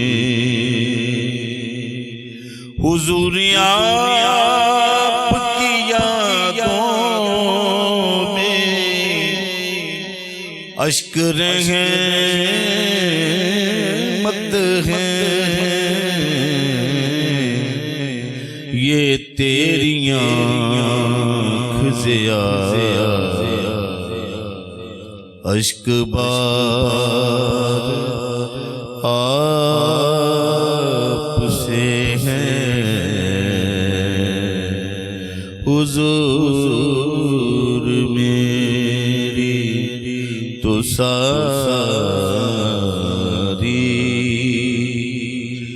بہار آپ سے ہیں۔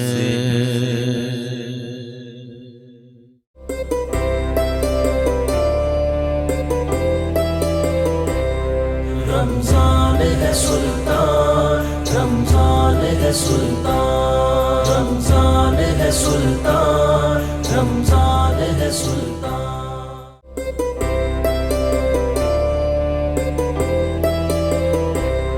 रमजान है सुल्तान, रमजान है सुल्तान, रमजान है सुल्तान, रमजान है सुल्तान। खुश आमदीद कहेंगे नाज़रीन मोहतरम आप तमाम देखने और सुनने वालों को एक मरतबा फिर कोहिनूर टीवी पे रमज़ान सुल्तान सहर की खुसूसी नशरियात आप लोग देख रहे हैं अपने मेज़बान अबू बकर सुल्तानी और हाफिज़ नूर सुल्तान सिद्दीकी के साथ। आज के प्रोग्राम में आज के दिन दूसरे रोज़े की सहरी जो हम लोग अल्हम्दुलिल्लाह इख्तियार कर चुके हैं, अपने उलमा से हमारी गुफ्तगू रोज़े के जो तकाज़े हैं और जो फ़लसफ़ा रोज़े का उस पर आज के प्रोग्राम में गुफ्तगू जारी है। कुछ मज़ीद सवालात भी इंशाअल्लाह अपने उलमा के सामने हम पेश करेंगे। अभी इस वक्त प्रोग्राम में नाते रसूल मकबूल सल्लल्लाहु अलैहि वसल्लम हम समाअत करेंगे। यकीनन हाफिज़ साहब के लिए भी बहुत सी फरमाइशें इकट्ठी होती हैं और हम प्रोग्राम को तरतीब में रखते हुए मुख्तसर वक्त में रहते हुए चंद अशार यकीनन हाफिज़ साहब इंशाअल्लाह पेश करेंगे हमारे साथ साथ। तो जैसे हाफिज़ साहब आपका दिल चाहे। जी, एक कलाम बड़ा खूबसूरत है, तो वो मौका भी है और वक्त भी है ऐसा, और ऐसी कैफियत अल्लाह ताला हमें नसीब फरमाए। वही मैं उसके चंद अशार पेश कर रहा हूँ। बिस्मिल्लाह। खुशा वो दिन हरमे पाक की फज़ा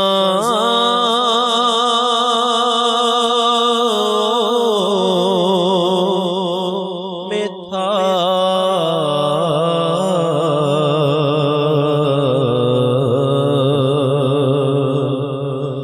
खुशा दिन हरमे पाक की फज़ा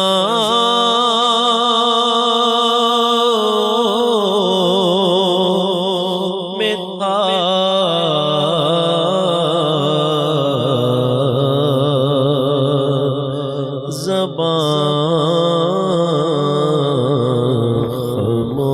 खामोश ही दिल महव इल्तिजा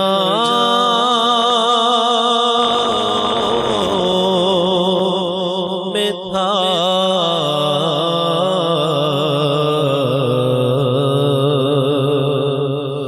खुशा वो दिन हरमे पाक ग़िलाफ़े ख़ाने काबा था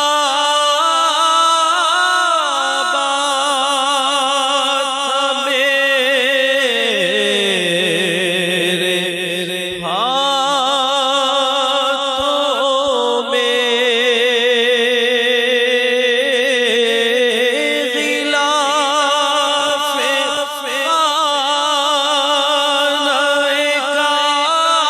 ख़ाने काबा था मेरे हाथों में।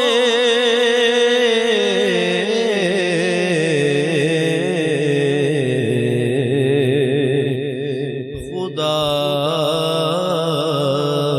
से अर्ज़ व गुज़ारिश की इंतहा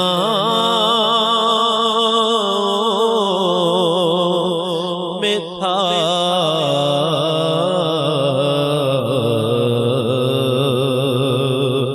खुदा से अर्ज़ व गुज़ारिश की इंतहा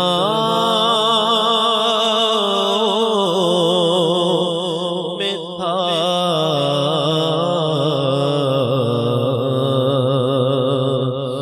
खुशा वो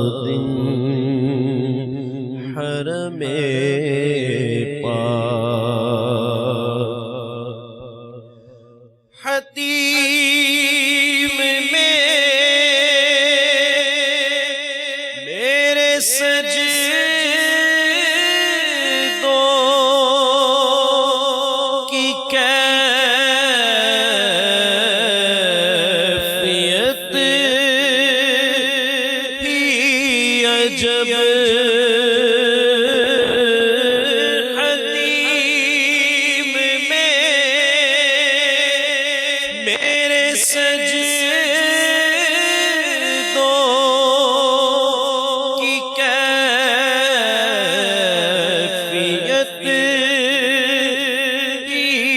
عجب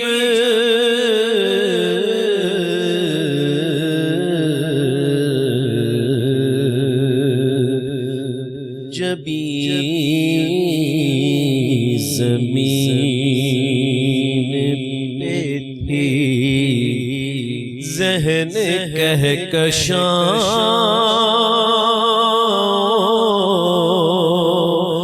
میں تھا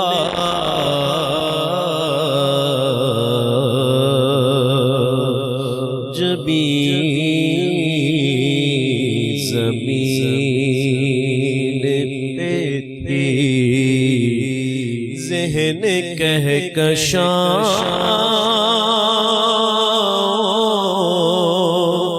میں تھا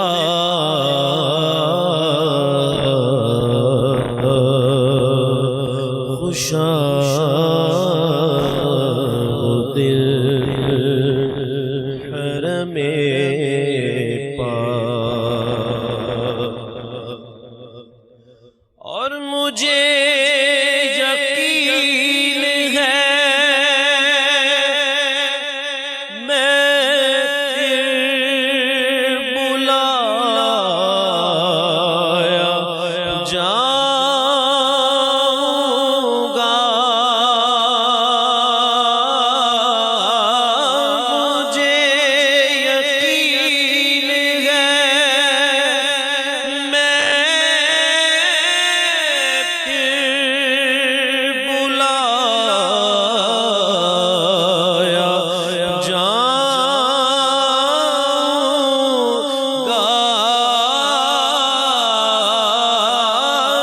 مجھے یقین ہے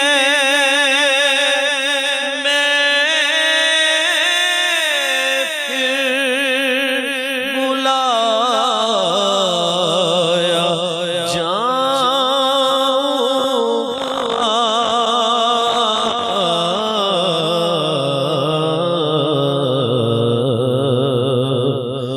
کہ یہ سوال بھی شامل میری دعاؤں میں تھا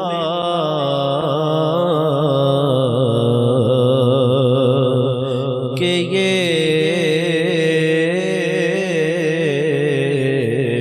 سوال بھی شامل میری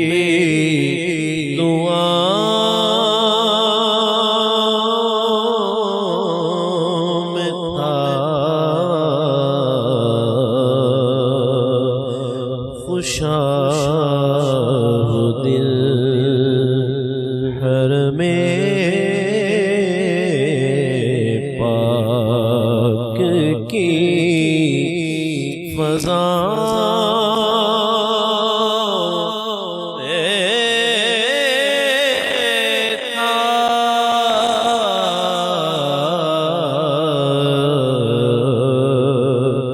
خوشا دن حرم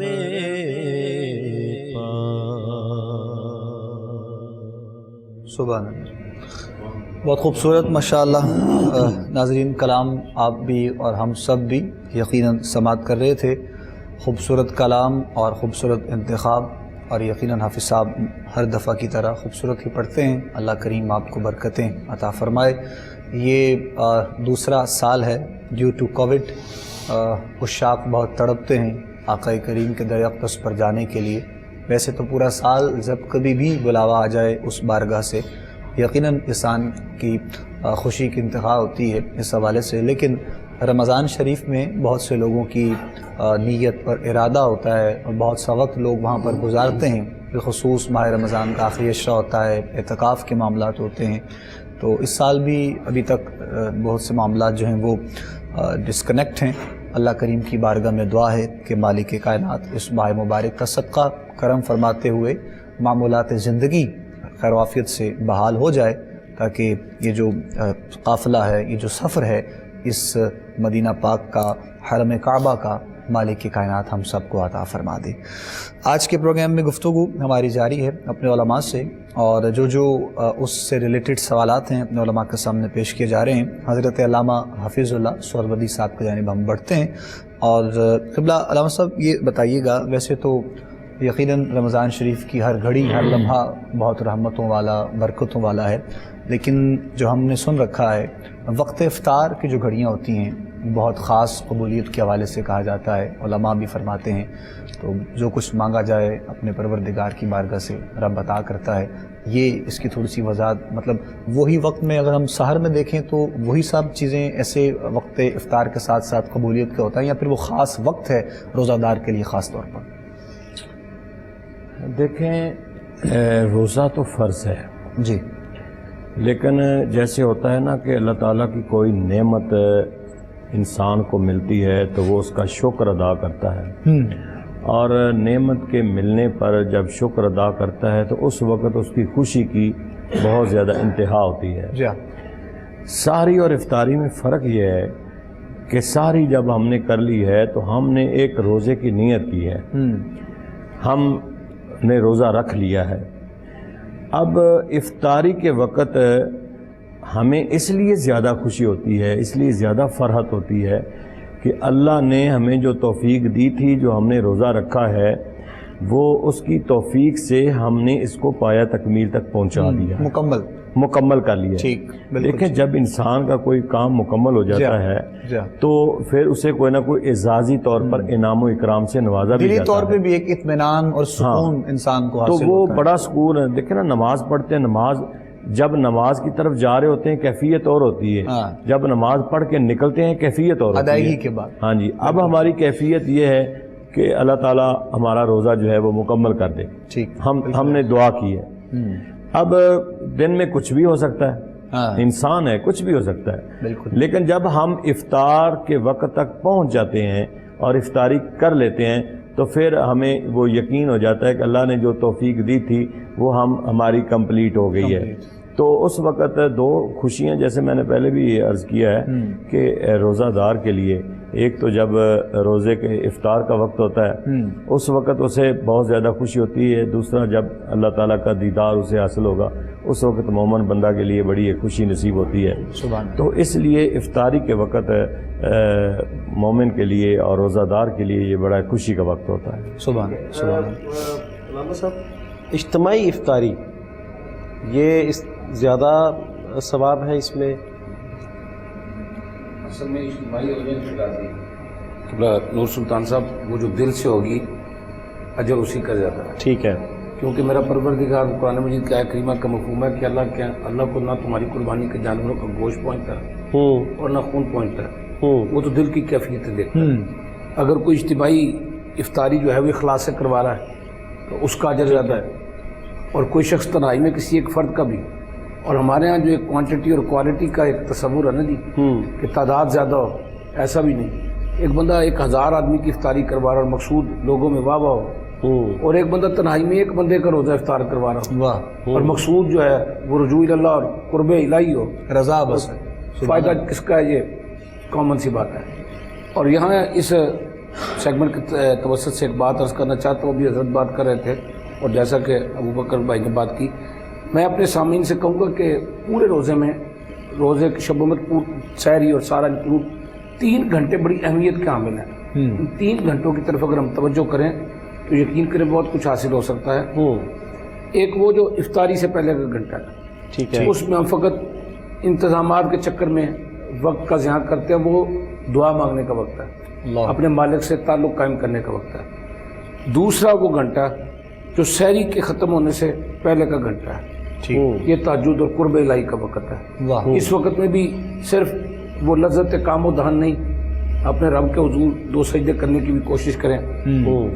اور تیسرا گھنٹہ سحری ختم ہو گئی، سورج نکلنے تک کا ہمارے یہاں اشراق کثرت ٹائم سے، ہے۔ جی بالکل کثرت سے یہ ہو رہا ہے کہ ہم نے نماز پڑھی اور اس کے بعد سونے کی کوشش کی، اور اب بعد کا اگر ہم دیکھیں تو زیادہ ٹائم نہیں ہوتا، لیکن اگر اشراق پڑھ کے اور سورج نکلنے کے بعد سوئیں تو میں سمجھتا ہوں کہ روزے کی جو اصل فیض و برکات ہیں وہ اللہ آپ کو عطا فرمائے۔ سبحان خوبصورت بات ماشاءاللہ علامہ صاحب۔ زیادہ احتیاط جو ہے وہ عصر کے بعد بھی سننے میں آئی ہے، سرکار دو علیہ وسلم نے آپ نے فرمایا کہ مسواک نہ کریں عصر کے بعد، جی۔ یا خوشبو نہ لگائیں عصر کے بعد، یہ بھی ہے۔ مسواک کہہ کہ وہ اللہ رب العزت کو روزہ دار کے منہ کی بو وہ مجھ سے زیادہ اچھی لگتی ہے۔ سبحان اللہ، سبحان اللہ۔ یہ اعزاز ہے روزہ دار کا کہ اس کے منہ کی جو بو ہے وہ میرے پروردگار کو اچھی لگتی ہے۔ سبحان اللہ، سبحان اللہ۔ خوبصورت باتیں، اور دو تین چیزیں جو آپ نے پرومیننٹ خاص طور پہ جو وقت بتائے سحری کے وقت اور پھر وقت افطار سے پہلے، تو یقیناً اس پر انشاءاللہ عمل کرتے ہوئے آپ سب بھی اور ہم سب بھی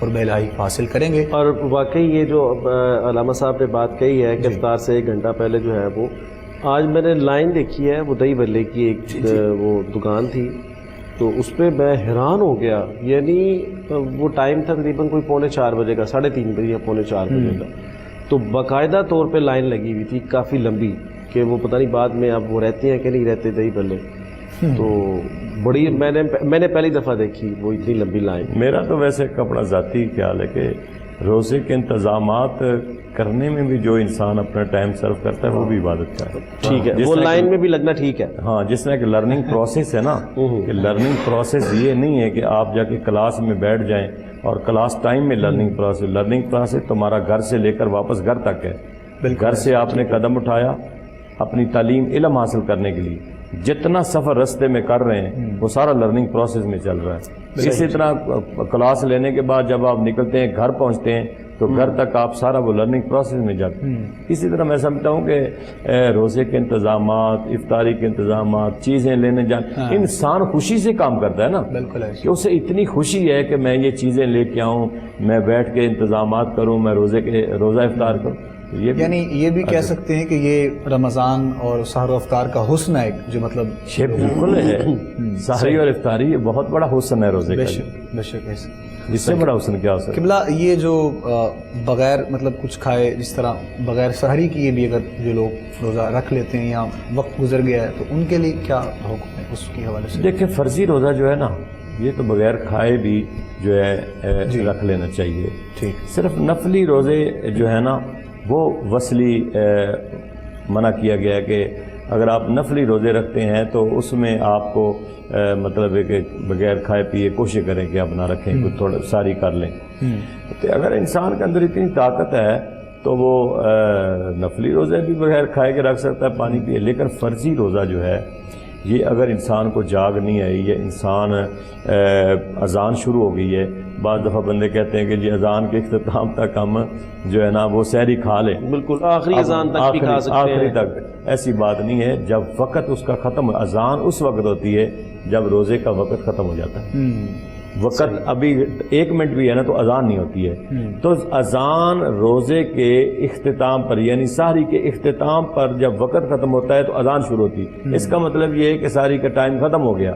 اب یہ نہیں ہے چیز کہ آپ جی وہ اذان پڑھنے والا اگر وہ قاری کی طرز اتنی لمبی چوڑی ہے اور وہ 10 منٹ لے جاتا ہے، اس کا مطلب آپ 10 منٹ کھاتے رہیں، ایسی بات نہیں ہے۔ یعنی اذان ہمیشہ اینڈ ٹائم پہ ہوتی ہے، جب سحری کا ٹائم ختم ہوتا ہے تو اذان شروع ہوتی ہے۔ ٹھیک ہے، وقت میں بھی یعنی فرق ہے، مطلب اختتام کی جو گھڑی ہیں وہ وقت اور ہے، پھر اذان کا دیکھیں جی وقت تو ہمارے پاس کیلنڈر ہے نا، جی ہاں۔ اب شہروں کے حساب سے بھی 2 منٹ 4 منٹ کا وقت ہے، جیسے کراچی کی اذان ہے، اب میرا خیال ہے آدھے گھنٹے کا یا کتنے، وہ بھی فرق ہے۔ تو وہ علیحدہ ایشو ہے کہ جس شہر کا، جس ضلع کا، جس صوبے کا اگر ٹائم میں فرق ہے، جہاں سحری کا ٹائم اینڈ ہوگا اس کے بعد اذان ہوگی۔ ٹھیک، اسی طرح علاقائی مسجدوں کا بھی اپنا بھی حساب ہے، 2 منٹ اوپر نیچے ہوتے ہیں، اذان ہوئی اب ہمارے لاہور سے ہمارے فیصل آباد جڑا والا کا 5 منٹ کا فرق ہے، تو اس حساب سے جو ٹائم کا فرق ہے اس ٹائم سے مطلب ہے کہ ساری ختم ہوتی ہے۔ ٹھیک ہے، گفتگو جاری ہے ناظرین ہماری، ہم کلام شامل کرتے ہیں پروگرام میں۔ رفیق ضیاء قادری صاحب ہمارے ساتھ موجود ہیں، تو ہم یہ چاہیں گے کہ ان سے فائدہ اٹھائیں جناب۔ تو خوبصورت کلام آپ پیش کر رہے ہیں تو اپنی محبت سے جو آپ کا دل کرے جی. بسم اللہ.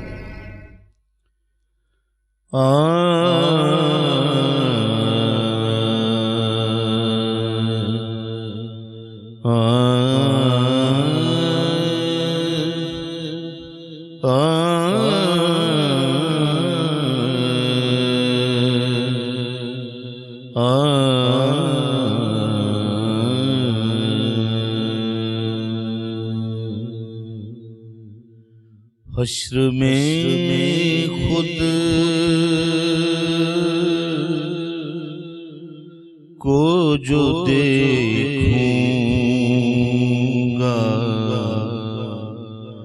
بکھر جاؤں گا. حشر میں خود کو جو دیکھوں گا بکھر جاؤں گا بکھر جاؤں گا. آپ نے گر نہ سنبھالا تو کدھر جاؤں گا. آپ نے گر نہ سنبھالا تو کدھر جاؤں گا. اتنا تڑپا ہوں مدینے حاضری کے لیے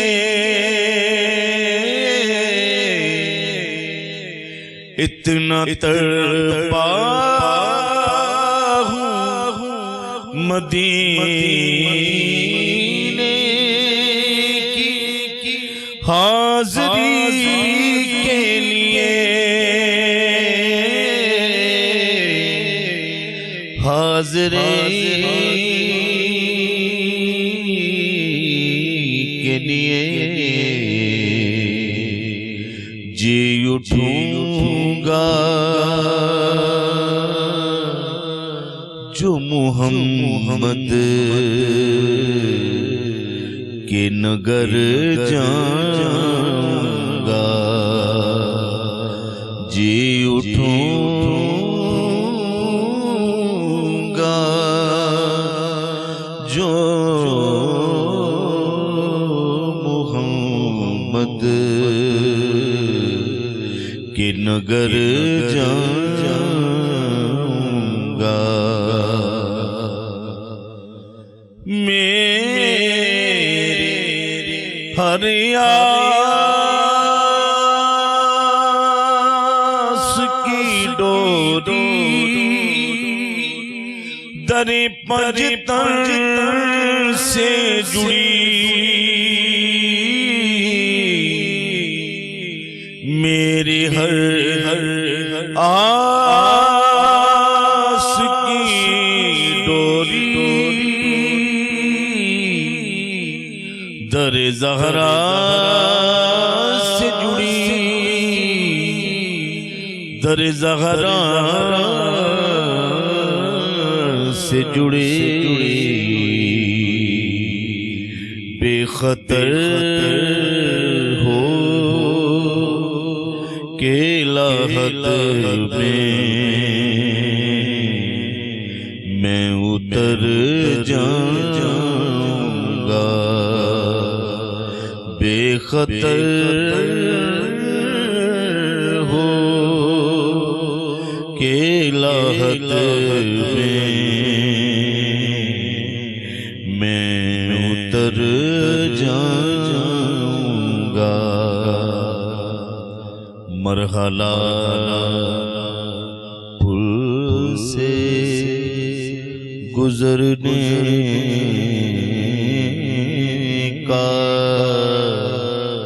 कठिन है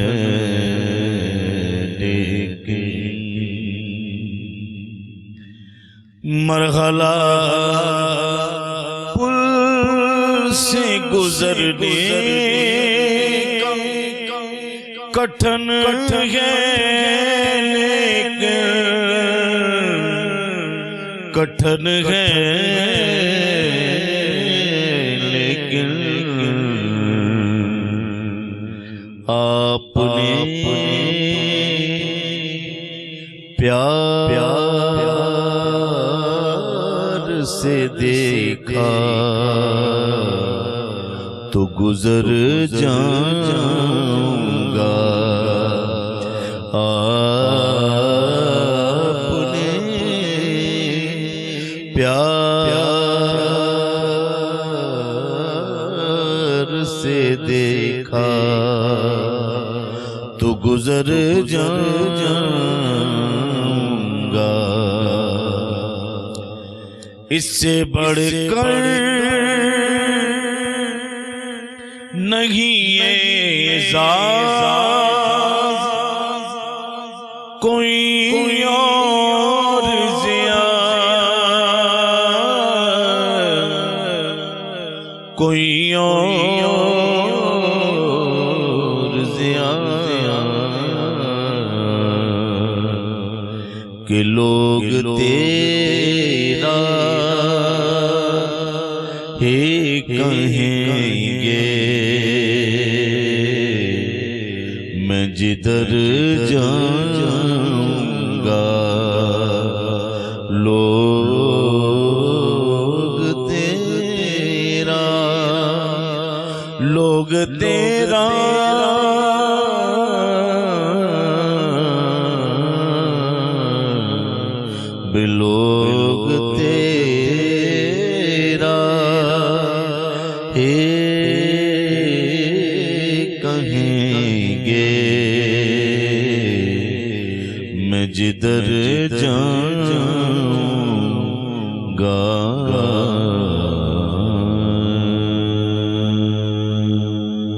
माशाअल्लाह माशाअल्लाह, जज़ाकल्लाह जी, बहुत शुक्रिया मोहतरम अलहाज मोहम्मद रफ़ीक ज़िया क़ादरी साहब कलाम पाक पेश करने की सआदत हासिल कर रहे थे।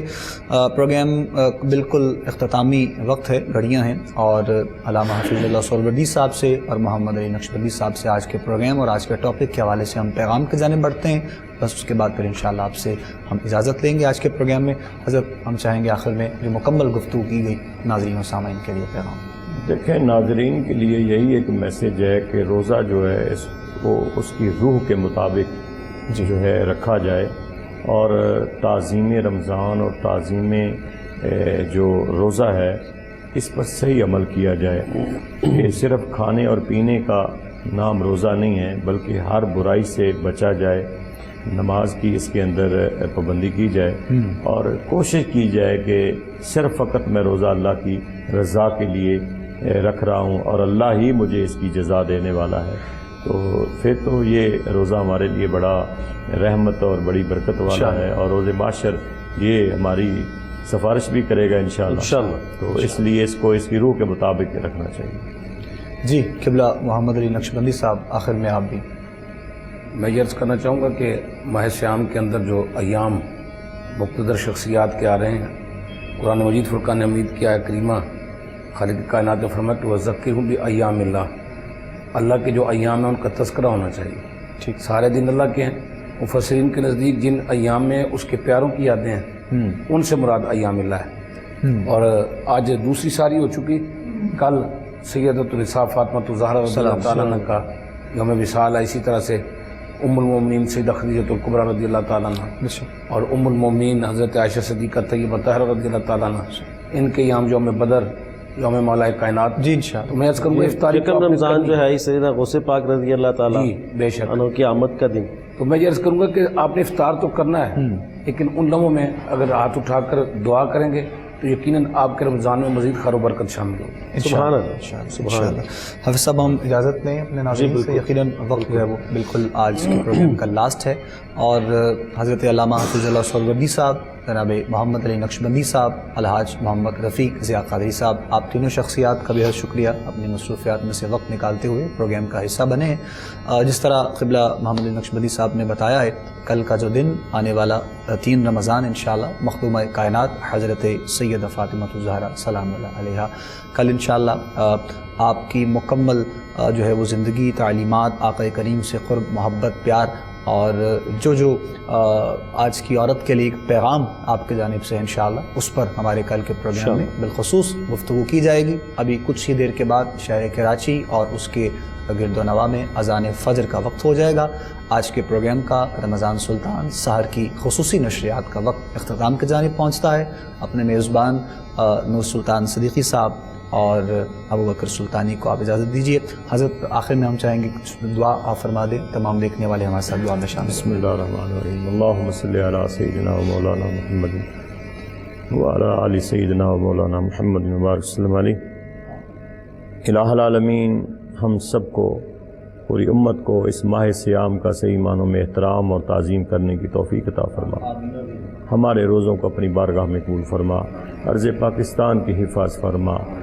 الہ العالمین جتنے بھی حضور علیہ الصلوۃ والسلام سے پیار کرنے والے ہیں، محبت کرنے والے ہیں، الصلوۃ والسلام علیہ یا رسول اللہ پڑھنے والے ہیں، مولا ان کی خیر فرما، آمین یا اللہ سب کی خیر فرما، پوری امت کی خیر فرما۔ جو بیمار ہیں انہیں صحت و تندرستی عطا فرما۔ جتنے کلمہ گو دنیا سے چلے گئے، بالخصوص ہمارے ماں باپ، یا اللہ ان کے درجات کو بلند فرما۔ اللہم رب اغفر ورحم وانت خیر الراحمین، وصلی اللہ علی النبی الکریم الامین وعلی آلہ واصحابہ اجمعین برحمتک یا ارحم۔ خدا حافظ۔